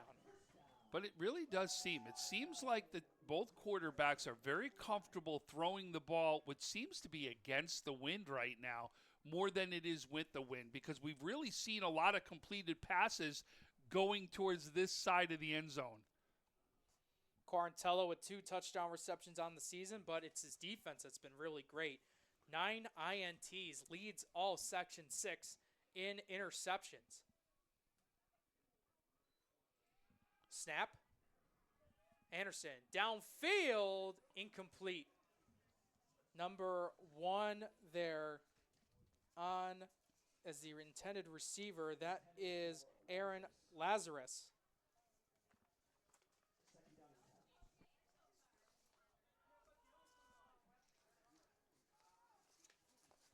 So far the defense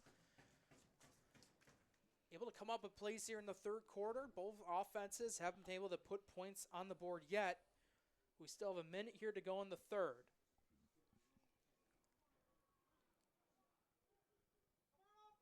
Sticking with 4 wide receivers, trips to the right, one to the left. The snap and pass, try to go to Quarantello, and over his head high, incomplete. And they've had some couple chances there where they want to go to that slot guy and get some blocking to the outside, but that time there, the pass sailed over. That's a great heads-up play right there by Cooper Rung. I don't know if you noticed that he went after the ball still on that incomplete, because if that was considered a backward pass, he could have picked that ball up and that was going to be theirs. So that's why you saw him, a very heads-up play right there. Obviously, the officials didn't call it, but he was making sure that it wasn't. Anderson scrambling, trying to look, taking a shot downfield, and it is incomplete. And that would have been huge for Will East if he kept that in bounds. That would have been an interception. And there on the coverage for Will East was Josh Flusky.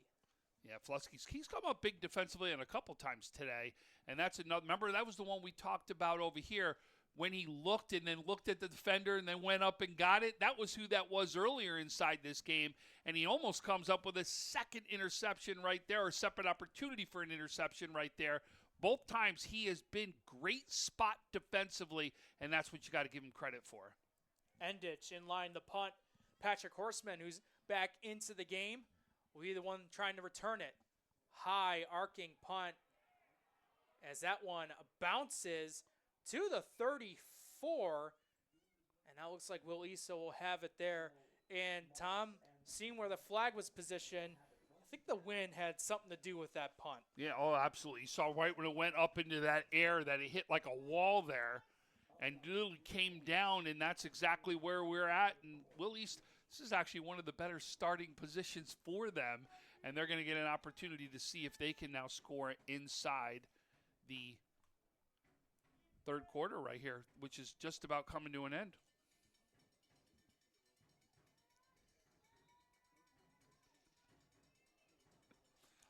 So we do have an update between Pioneer and Lackawanna. They're at halftime. Pioneer's up on Lackawanna 13-6. First down for the Flames, 4 wide receivers, and someone jumped. Yeah, like that might have been Will East. But did you see the response from the defensive line from West Seneca West? And it was actually, it looked like it was Connor Haddock right there that was pointing to the guy that really helped everybody throw those flags right there and bring it to the attention of the refs.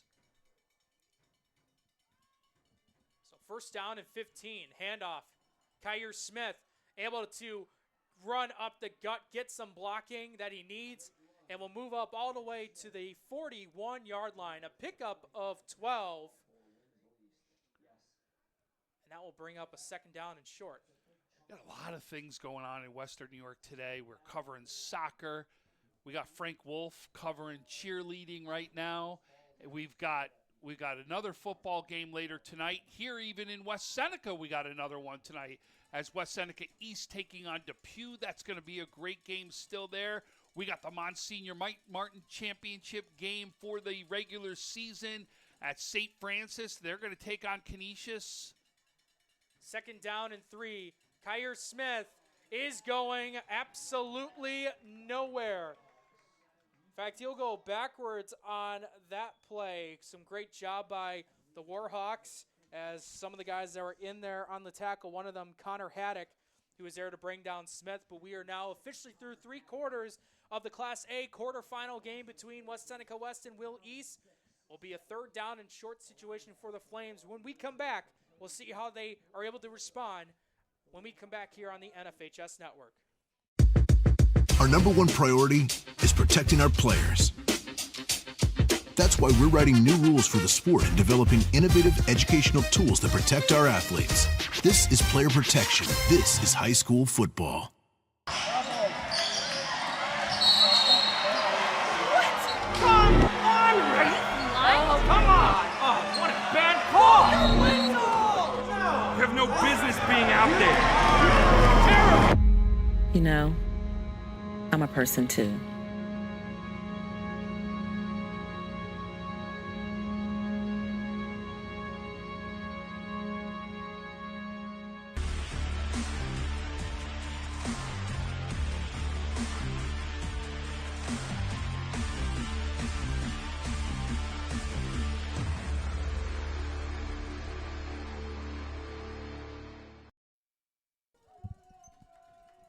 Fourth quarter just about to get underway here in the Class A quarterfinals between West Seneca West and Williamsville East. It's a big one here. 3rd down and 6. Play action pass, rolling out to the right side. Martis looking to complete it and is able to find one of his receivers in Kowalski, who was brought down at the 45, just enough to pick up a Flames first down. Well, I got to tell you, that's the guy I've been really impressed with today is Kowalski. I really love what we've seen from him as a receiver. He really has run some great routes, find himself open almost every spot on the field that he's been. He has been the big receiver in the target for Mathis so far early on in this game. And Kowalski, I believe that's his first catch in the second half so far. He's been able to come up big. He had a big first half and able to do it here late in this game. On the snap, Kyer Smith moving it over to the left, and he gets brought down by Pat Allen and brought down at the 46-yard line, pickup of just over a yard. And Allen, 290. You're not supposed to move that quick as a big guy like that. You can see move very well down the line and made that tackle right there, and that's a big tackle for West Seneca West. He's another young man. I'm going to tell you, he's somebody we should be talking about for postseason stuff. I will not be surprised if that young man is recognized by the Trench Trophy as a finalist. Martis' pass here is caught right at the midfield marker and down to the West Seneca West 47-yard line. They'll bring up a 3rd and short, caught there by number 11, Joe Santoro. I believe that's his first catch of the afternoon. Martis been trying to find him throughout this game. They're able to connect there on a short pass. They'll actually spot the ball at the 48-yard line. So this will be a 3rd down and about 3 to go.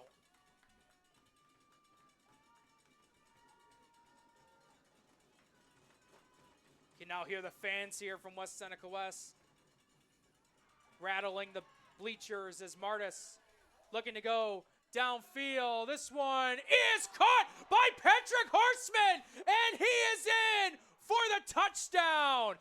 Horseman mosses his defender and takes it in for 6. He looked like he was going up for a rebound in basketball there, took that away, and then took it into the end zone. Wow, what a catch that was right there. That was a 48-yard touchdown pass. Martis throwing it with all his might, rolling to his right, and goes up to one of his receivers. Very impressive vertical. Goes up and gets the catch, and then takes it himself for 6. Will East now up by 2 scores, looking now to make this a double-digit lead. The snap is down. The kick is on the way. No, there's a flag that was thrown. And the PAT is not going to count here as the flag was thrown, and it's against West Seneca West. Does Will East now rethink this? Do they go for 2? It's definitely something to look out for, Tom. They have an option to do so, as now head coach for Will East, Mike Turillo, wants to speak to one of the officials. So I did just get on my phone that rain is expected to come in within this hour. So those clouds that we saw come in, they are something that is getting predicted on the rain. And Tom, you won't see it on the broadcast, but Tom, I see it to our left. It looks like it has some of those rain clouds that might be coming along the way soon. But even with the penalty by the Warhawks, they're still going to go for the PAT. Jack Landreth in line for the PAT, and it is no good. But West Seneca West and Will East here. Will East up by 9 after an impressive cut and touchdown by Williamsville East. As we'll take a look at it, this play is going to be one of the biggest plays of the game, and what a way for Patrick Horseman to go up and snag it and take it in for 6. It reminded me of somebody going up for a rebound. How many times do you see that? He goes up, takes it there, brings it down, and says, okay, I'm going to go down to the other side of the field. This time, instead, he took it right into the end zone. Great athletic ability right there. Really showed that he went up, got the ball, took it down, then showed that speed to get into the end zone. What an athlete, and that is true athletic ability right there. No doubt about it. Horseman coming into this game, 6'3", 185, has 5 touchdown receptions on the season, now got his 6th. That leads the team in this passing attack. And what was a game where the third quarter we saw no score. Early in the fourth quarter, Will East responds with a passing touchdown. And that's now Martis's 3rd touchdown through the air. As the return attempt by the Warhawks gets met up by a couple Will East defenders and will be brought down at around the 35-yard line.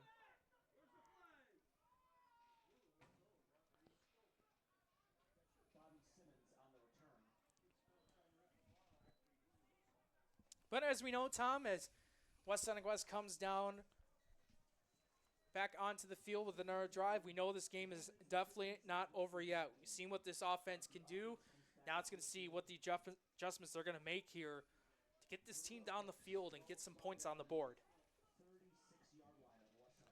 Yeah, obviously being down by 2 scores right now, this now becomes a very pivotal drive for West Seneca. Anderson. Now he's going to take a deep shot downfield. It's incomplete. Try to go to number 8 in Troy Mobley, but just out through the stretch of his arms, incomplete. And again, take a look at that flag right now, Jake. Look at how it's standing straight, blowing away, and that's where they're trying to throw it. It seems to be both teams right now having trouble throwing the deep ball on this side of the field.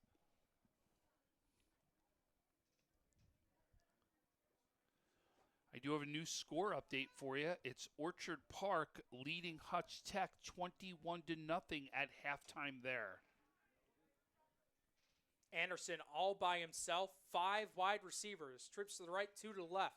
He's looking to the left. He's going to try to take another shot downfield, and that's incomplete.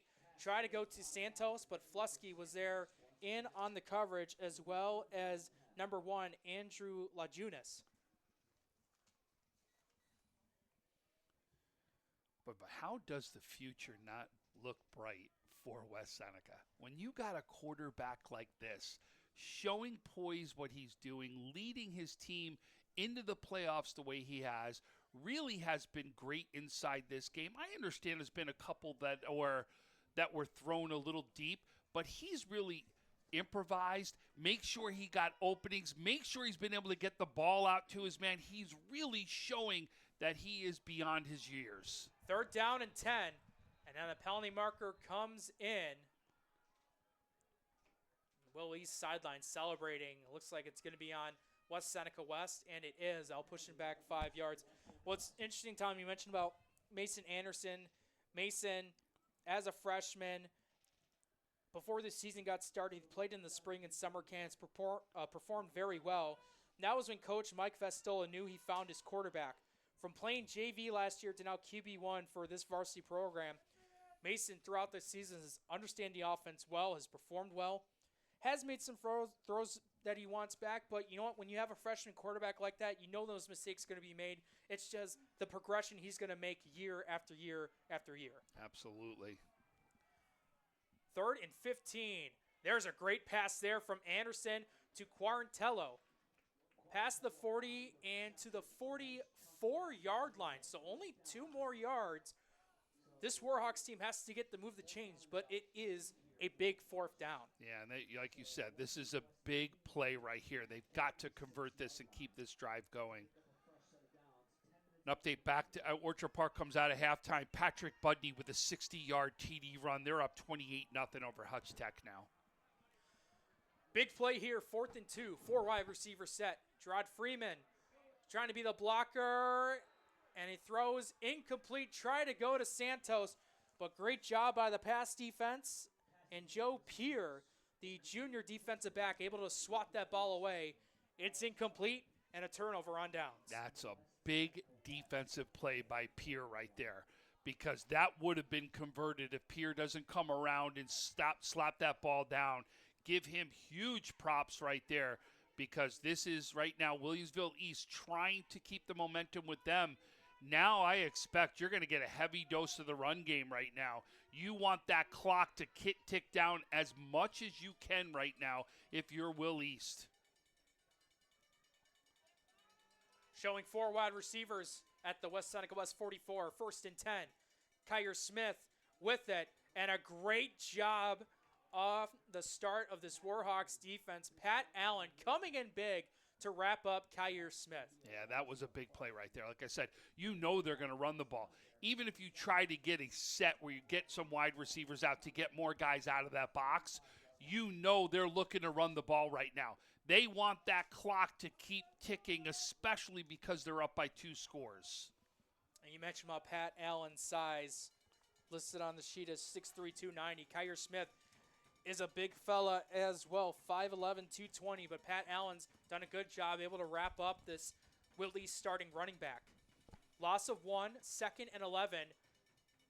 Out of the shotgun, they fake it, try to go to a pass. That is caught by Kowalski, able to get a spin move, and he's back to the line of scrimmage at the 45.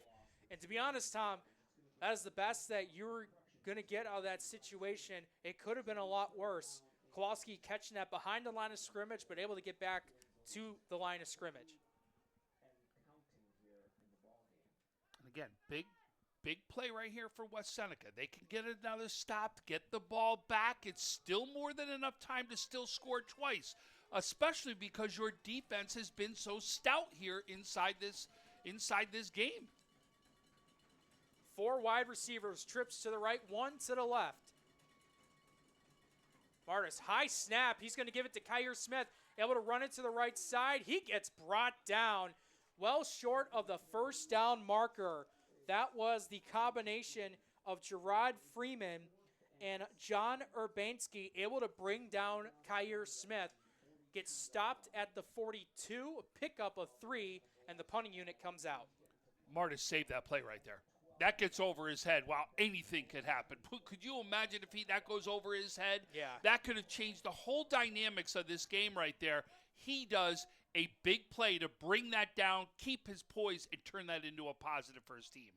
From the boot, as this gets bounced from the 15 and gets stopped at the 20. So West Seneca West not out of this one yet. They're down by 9, but they'll have a challenge here as they actually spot the ball at the 21. So 79 yards down the field they'll have to go.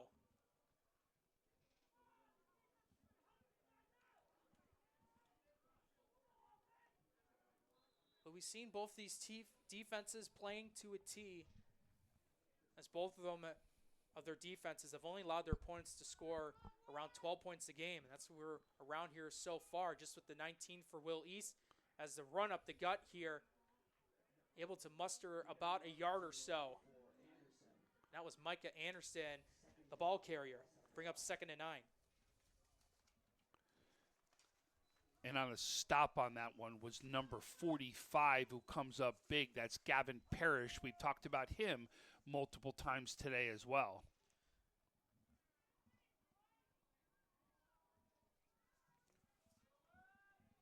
Just over 7 to go in this one. 4 wide receivers, trips to the left, 1 to the right.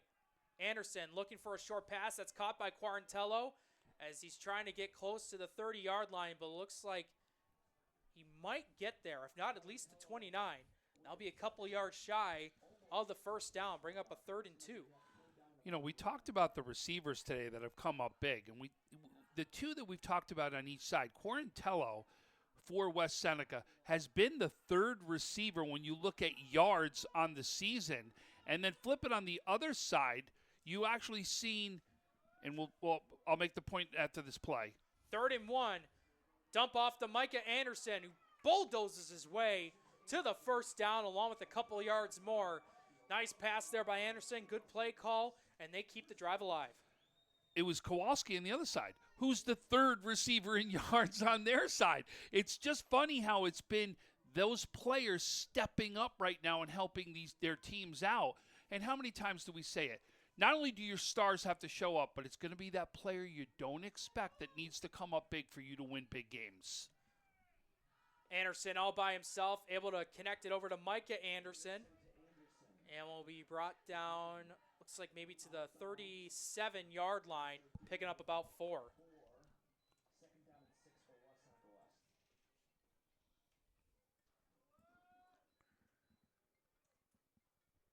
And that clock ticking away right now. So 6:04 is where we're at.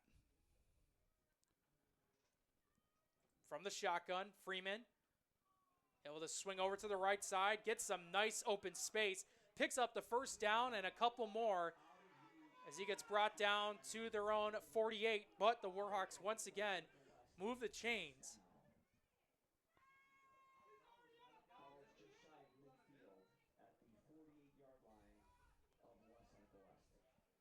So slowly but surely, this offense moving down the field under the freshman quarterback in Mason Anderson.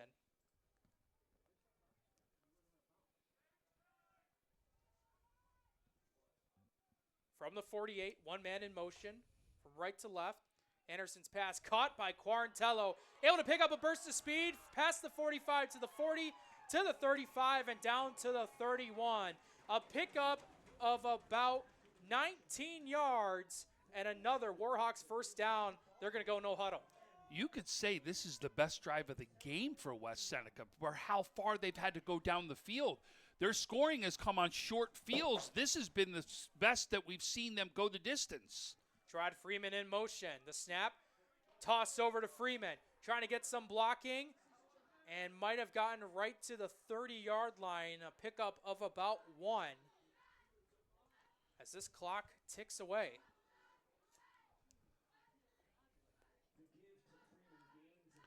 I liked when we saw West Seneca going in that no huddle because you've got to worry about this clock because no matter what, even if you do score, you're going to need to score again and get that ball back, and you don't want this clock to just keep going. Showing 5 wide receivers. Anderson has a man open, and it's incomplete. Thought he had it. Troy Mobley couldn't corral it down when he fell onto the turf. And I'll bring up 3rd down and 9. Great throw there by Anderson, though. I thought he came up with it first, and you didn't see the ball pop out until he met the ground. But once that ball came out, boy, he wanted that one back. Great throw by Anderson because this is that tough area of the field right now because that wind has been taking that ball. And the wind's changing a little bit. I don't know if you can see it, Jake. It's actually going from sideline to sideline. It's going from the West Seneca West sideline over to the Will East sideline. 3rd down and 9. 5 wide receivers set. Anderson is going to go ahead and take it himself. Going from the 25. Still up on his feet. Close to the 20-yard line. And that is where they'll spot him. He just got enough. Scrambled and able to pick up the first down. The freshman QB coming up big here on this drive as that clock ticks away, just over 4:30 to go and counting.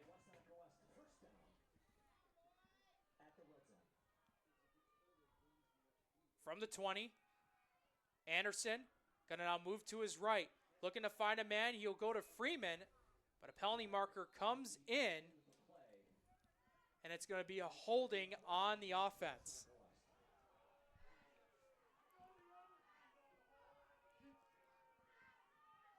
That's tough right there, especially what we've got the clock. Moving 10 yards back from there is going to take them out of the red zone right here.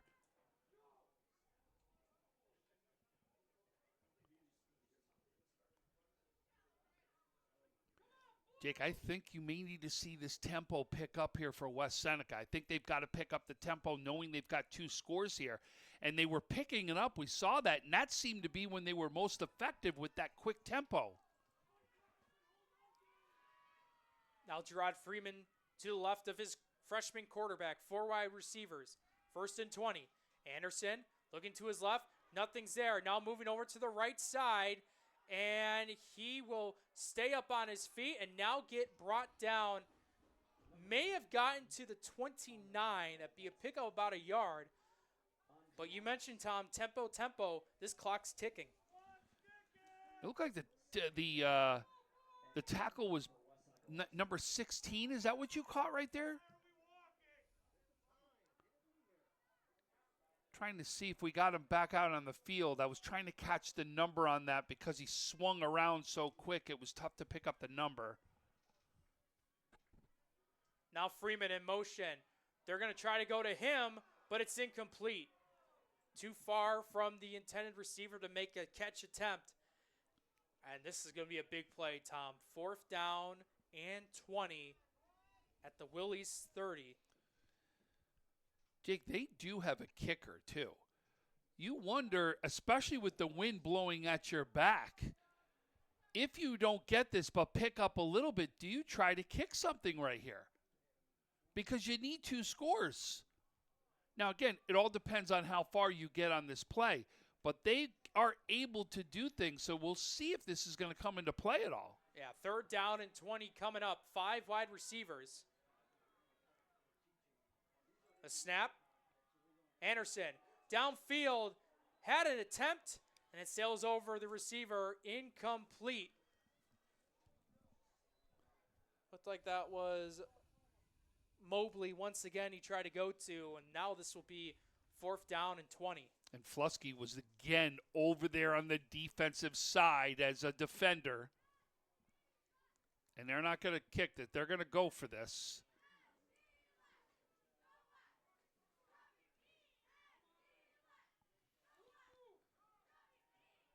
One of the toughest challenges West Seneca West has had to face so far this season. 5 wide receivers. Anderson all by himself, rolling out to the right side, trying to go downfield to the end zone.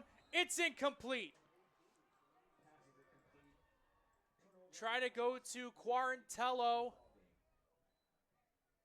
Actually, it might have been Santos there as the intended receiver. It fell incomplete. Turnover on downs. Same thing now. We talked about when Will East had the ball last. They wanted to run the ball. Just keep that clock moving. Nothing's changing. So you should see just heavy doses of runs right here. The only thing you've got to be careful of is Will East. You don't want some quick 3 and out, not taking much time off the clock, and then punt and give West Seneca, again, great field position. So it's something you still got to be cognizant of, and Will East has got to try to still get first downs. 1st down and 10. Running this one up the gut as a penalty comes in after the play. It's brought down at the 31-yard line. We'll see what the penalty is that came after the end of the play.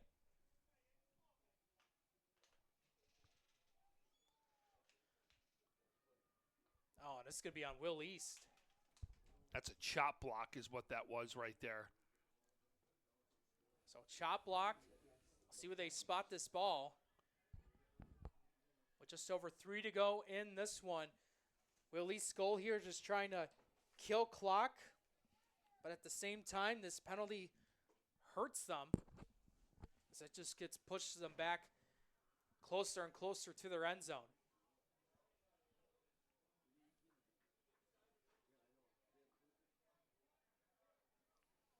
So that is a 10-yard penalty. They'll redo the 1st down. This time, though, 20 yards to go.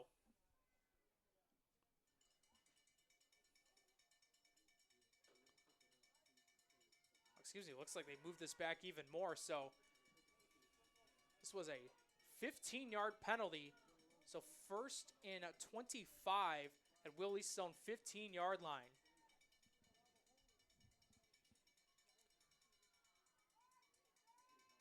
4 wide receivers out of the shotgun formation.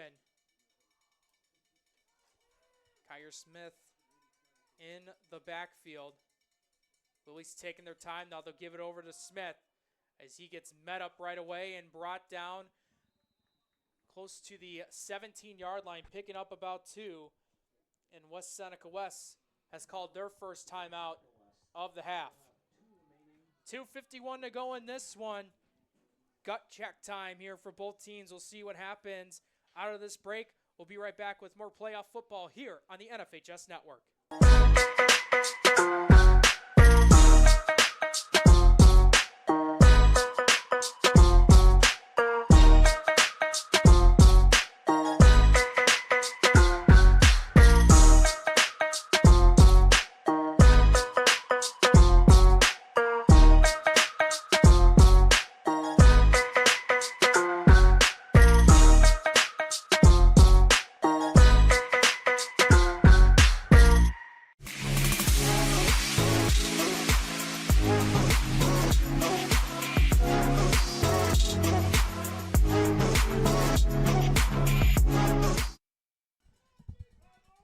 2:51 to go here in this game. Willie's up 19-10. They have the ball, but they are facing a second down and 25. They didn't pick up any yardage on the first down carry. They definitely will here. Past the 20 into around the 21-yard line, picking up about 6 as the Warhawks just took their second time out. So for Tom, in this situation, it's good to see if you're West Seneca West here, you see Will East having to go to try to pick up this first down. If they don't pick up, they'll most likely punt it away. But now when you're the Warhawks here, when you get that ball back, that up-tempo that you brought up earlier in this broadcast, earlier in this fourth quarter, that's going to have to come into fruition if they want to get a quick score. Absolutely. And you're going to expect them to almost predominantly go to the air from here because you want to, at least if you have an incomplete pass, that also stops the clock. So you're going to see them heavily rely on Anderson the minute they get this ball back and if they can make this stop right here. But it's obviously if West Seneca could get it back and then be able to score, then we still have to see an onside kick happen as well. So a lot of things still left to see what's going to happen. Even though it's 2:45 left, we could still see a lot of different things happen, and it could really be a lot of sparks still left. 4 wide receiver set, 3rd and 18. Smith trying to break through and will face up the defense in the second level, going from the 25 to the 26-yard line. Well short of the first down, 4th and about 14. And the Warhawks called their 3rd and final timeout, stopping the clock at 2:39. So now, again, with no timeouts left, now it's exactly what you talked about. You've got to be up-tempo. You've got to do things just to be able to move that ball quickly.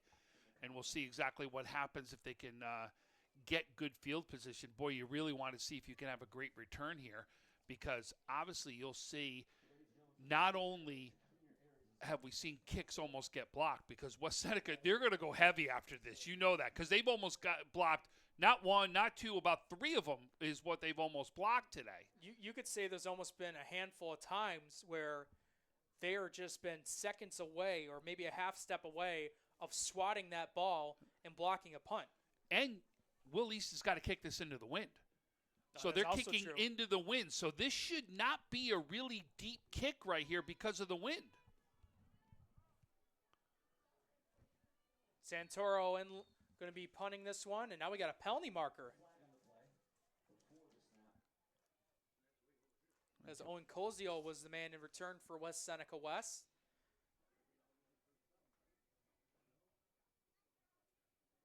And it looks like this is on the Warhawks.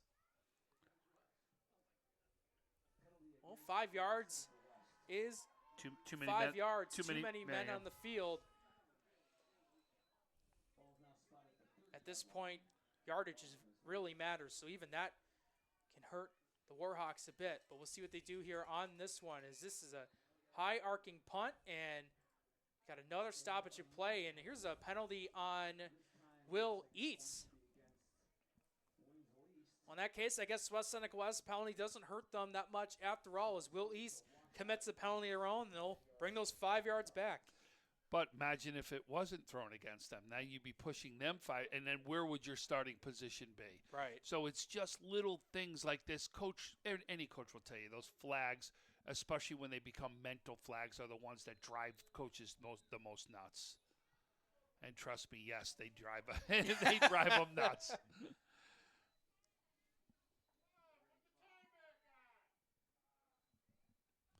So they're trying to stop the clock right now is what they're trying to do. So it looks like they put 2:39 back up.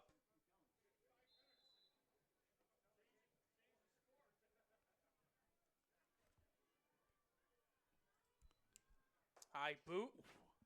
Runs up, able to punt this one away as this one gets bobbled by the return man.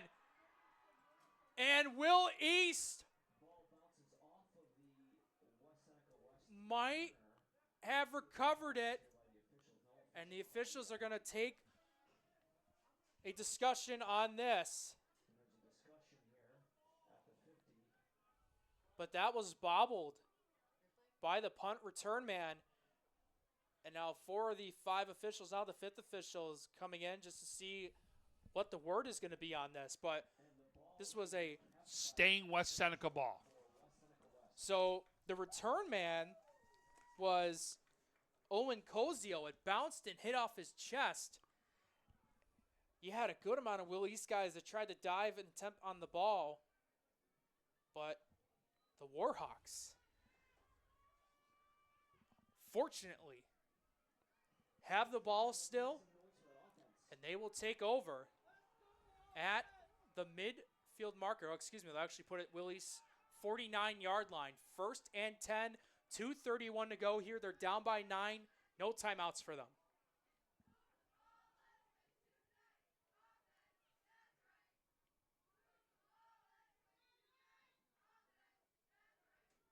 Four wide receivers, trips to the left, one to the right. Anderson spinning, rolling out to the left, trying to find a man, and this is tipped, goes out of bounds, incomplete as a penalty marker comes in late. Boy, another late one, and that was really late. That when you're almost wondering, is this going to be another personal foul penalty?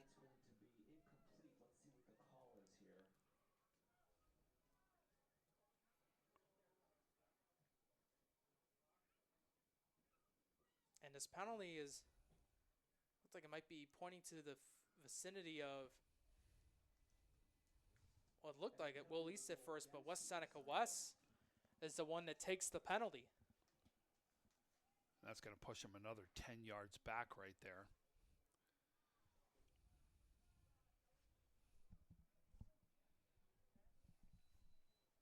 Obviously, just not what you want on your drive. You had an opportunity to make a play. Fortunately, the receiver doesn't corral the ball, and unfortunately, a penalty.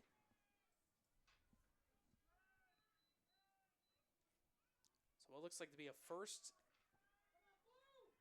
and about 20. Snap, the pass here, that is caught. Trying to spin forward to the midfield marker and brought down to get a nice chunk of yardage back. Troy Mobley there on the catch. Here comes no huddle. It's like to be 2nd down and 11. Anderson rolling out to his left side, trying to find a man, looking to throw this one, and he's just going to have to let this one sail out of bounds. Incomplete. So 3rd down, 11 to go. Clock stops at 2:01. This game here between West Seneca West and Will East. The winner of this one will face Health Sciences in the semifinals. And we've just been told that there's been another penalty on West Seneca West.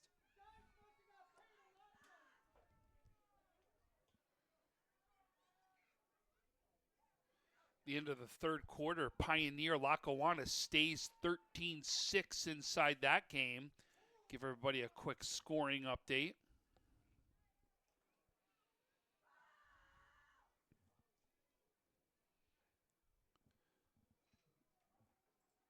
In the collegiate ranks, Texas comes up with a big win over Vanderbilt. And a score between Orchard Park and Hutch Tech. Jake Gosella got the touchdown, and they're up 35-0 on Hutch Tech.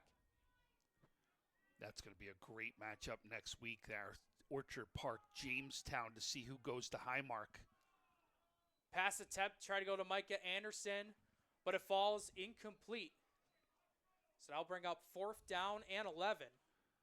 Look at that AA conference right now. Bennett takes on Lancaster. Orchard Park takes on Jamestown. That's going to be a fun week next week.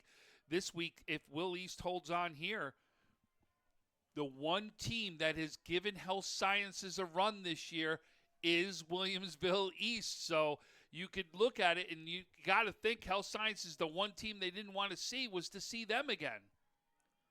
Under 2 minutes to go here, 4th down and 11. The snap. Anderson going to take a deep shot downfield, and it is incomplete. Great coverage there by Kowalski. The intended receiver was Troy Mobley, but it's going to be a turnover on downs as this Will East secondary has stepped up when they needed to and come away here with an opportunity for their offense to come out here and kill some clock. And I'll tell you one other team I want to give some love to with a big win the other night. Eden North Collins defeating Portville. Portville has been the team that has been upsetting year after year. The last 2 years, they knocked the number 1 Newfane out of the playoffs twice. And this Eden North Collins team, led by Coach Kartstead right here, has been unbelievable this year, especially with that offense. And actually, Coach Kartstead is here watching this game right here, right now. And he's here with his son watching the West Seneca West and the Will East team right now. He's actually out right in front being a fan out here today as well. And Williamsville East taking the knee on what has been a very tremendous game for them this season. You know, as we mentioned about this Will East High School, their program, when it comes to football, has never really been their strong suits. In fact, when head coach Mike Torello first started out as the varsity head coach, he had 2 guys on that team that really said football was their number 1 sport. And compared to this season, he has about 15 guys that can say that they have football as their number 1 game that they love to play. As we get a second knee down here, just over a minute to go. This team from the start, if you've seen them play against Williamsville South, they picked up a big victory there. And since then, they've gone on to have some tough competition, but able to prevail. And even their loss against Health Sciences by 5, that's been the toughest challenge Health Sciences has faced all season. But as this clock winds down, they'll take one more knee, and this game will count down and hit final. Williamsville East, the Flames on the road, able to turn up the heat against West Seneca West and pick up a 19-10 win this Saturday afternoon. And we'll have a rematch against Health Sciences in the Class A semifinals, where one of those 2 teams will head to Highmark Stadium for the Class A championship. Tom, final thoughts? Great game. Both teams played real well. Obviously, we think that the win had a little bit of effect on the passing game, but it was about defense. It was about the lines. Both teams step up in this one. This is a great one, and no doubt there's a reason why Will East is moving forward. They really showed today they were that complete team. When they needed to go to the air, they did. When they needed to run the ball, they did. This is going to be a great game as they're going to get a chance to see if they can take down Health Sciences next week. Well, we want to thank everyone for tuning into this broadcast live on the NFHS Network. This has been a very close battle. West Seneca West had multiple chances to try and come back, but Will East able to prevail and pick up a 19-10 victory over West Seneca West. I want to thank everyone for tuning into this broadcast. I want to thank our broadcast crew, our cameraman Matt Gardner, our producer Heidi Gunther, and alongside our commentator Tom Prince. My name is Jacob Fyack. Thank you guys so much for tuning into another high school football battle in Section 6. Playoffs are underway, and they're going to just get more competitive after this. So long, everyone. Have a wonderful weekend. 1 second from half court. Jumping for joy. First ever. 2-on-1. Oh! Did he bring it in? He did!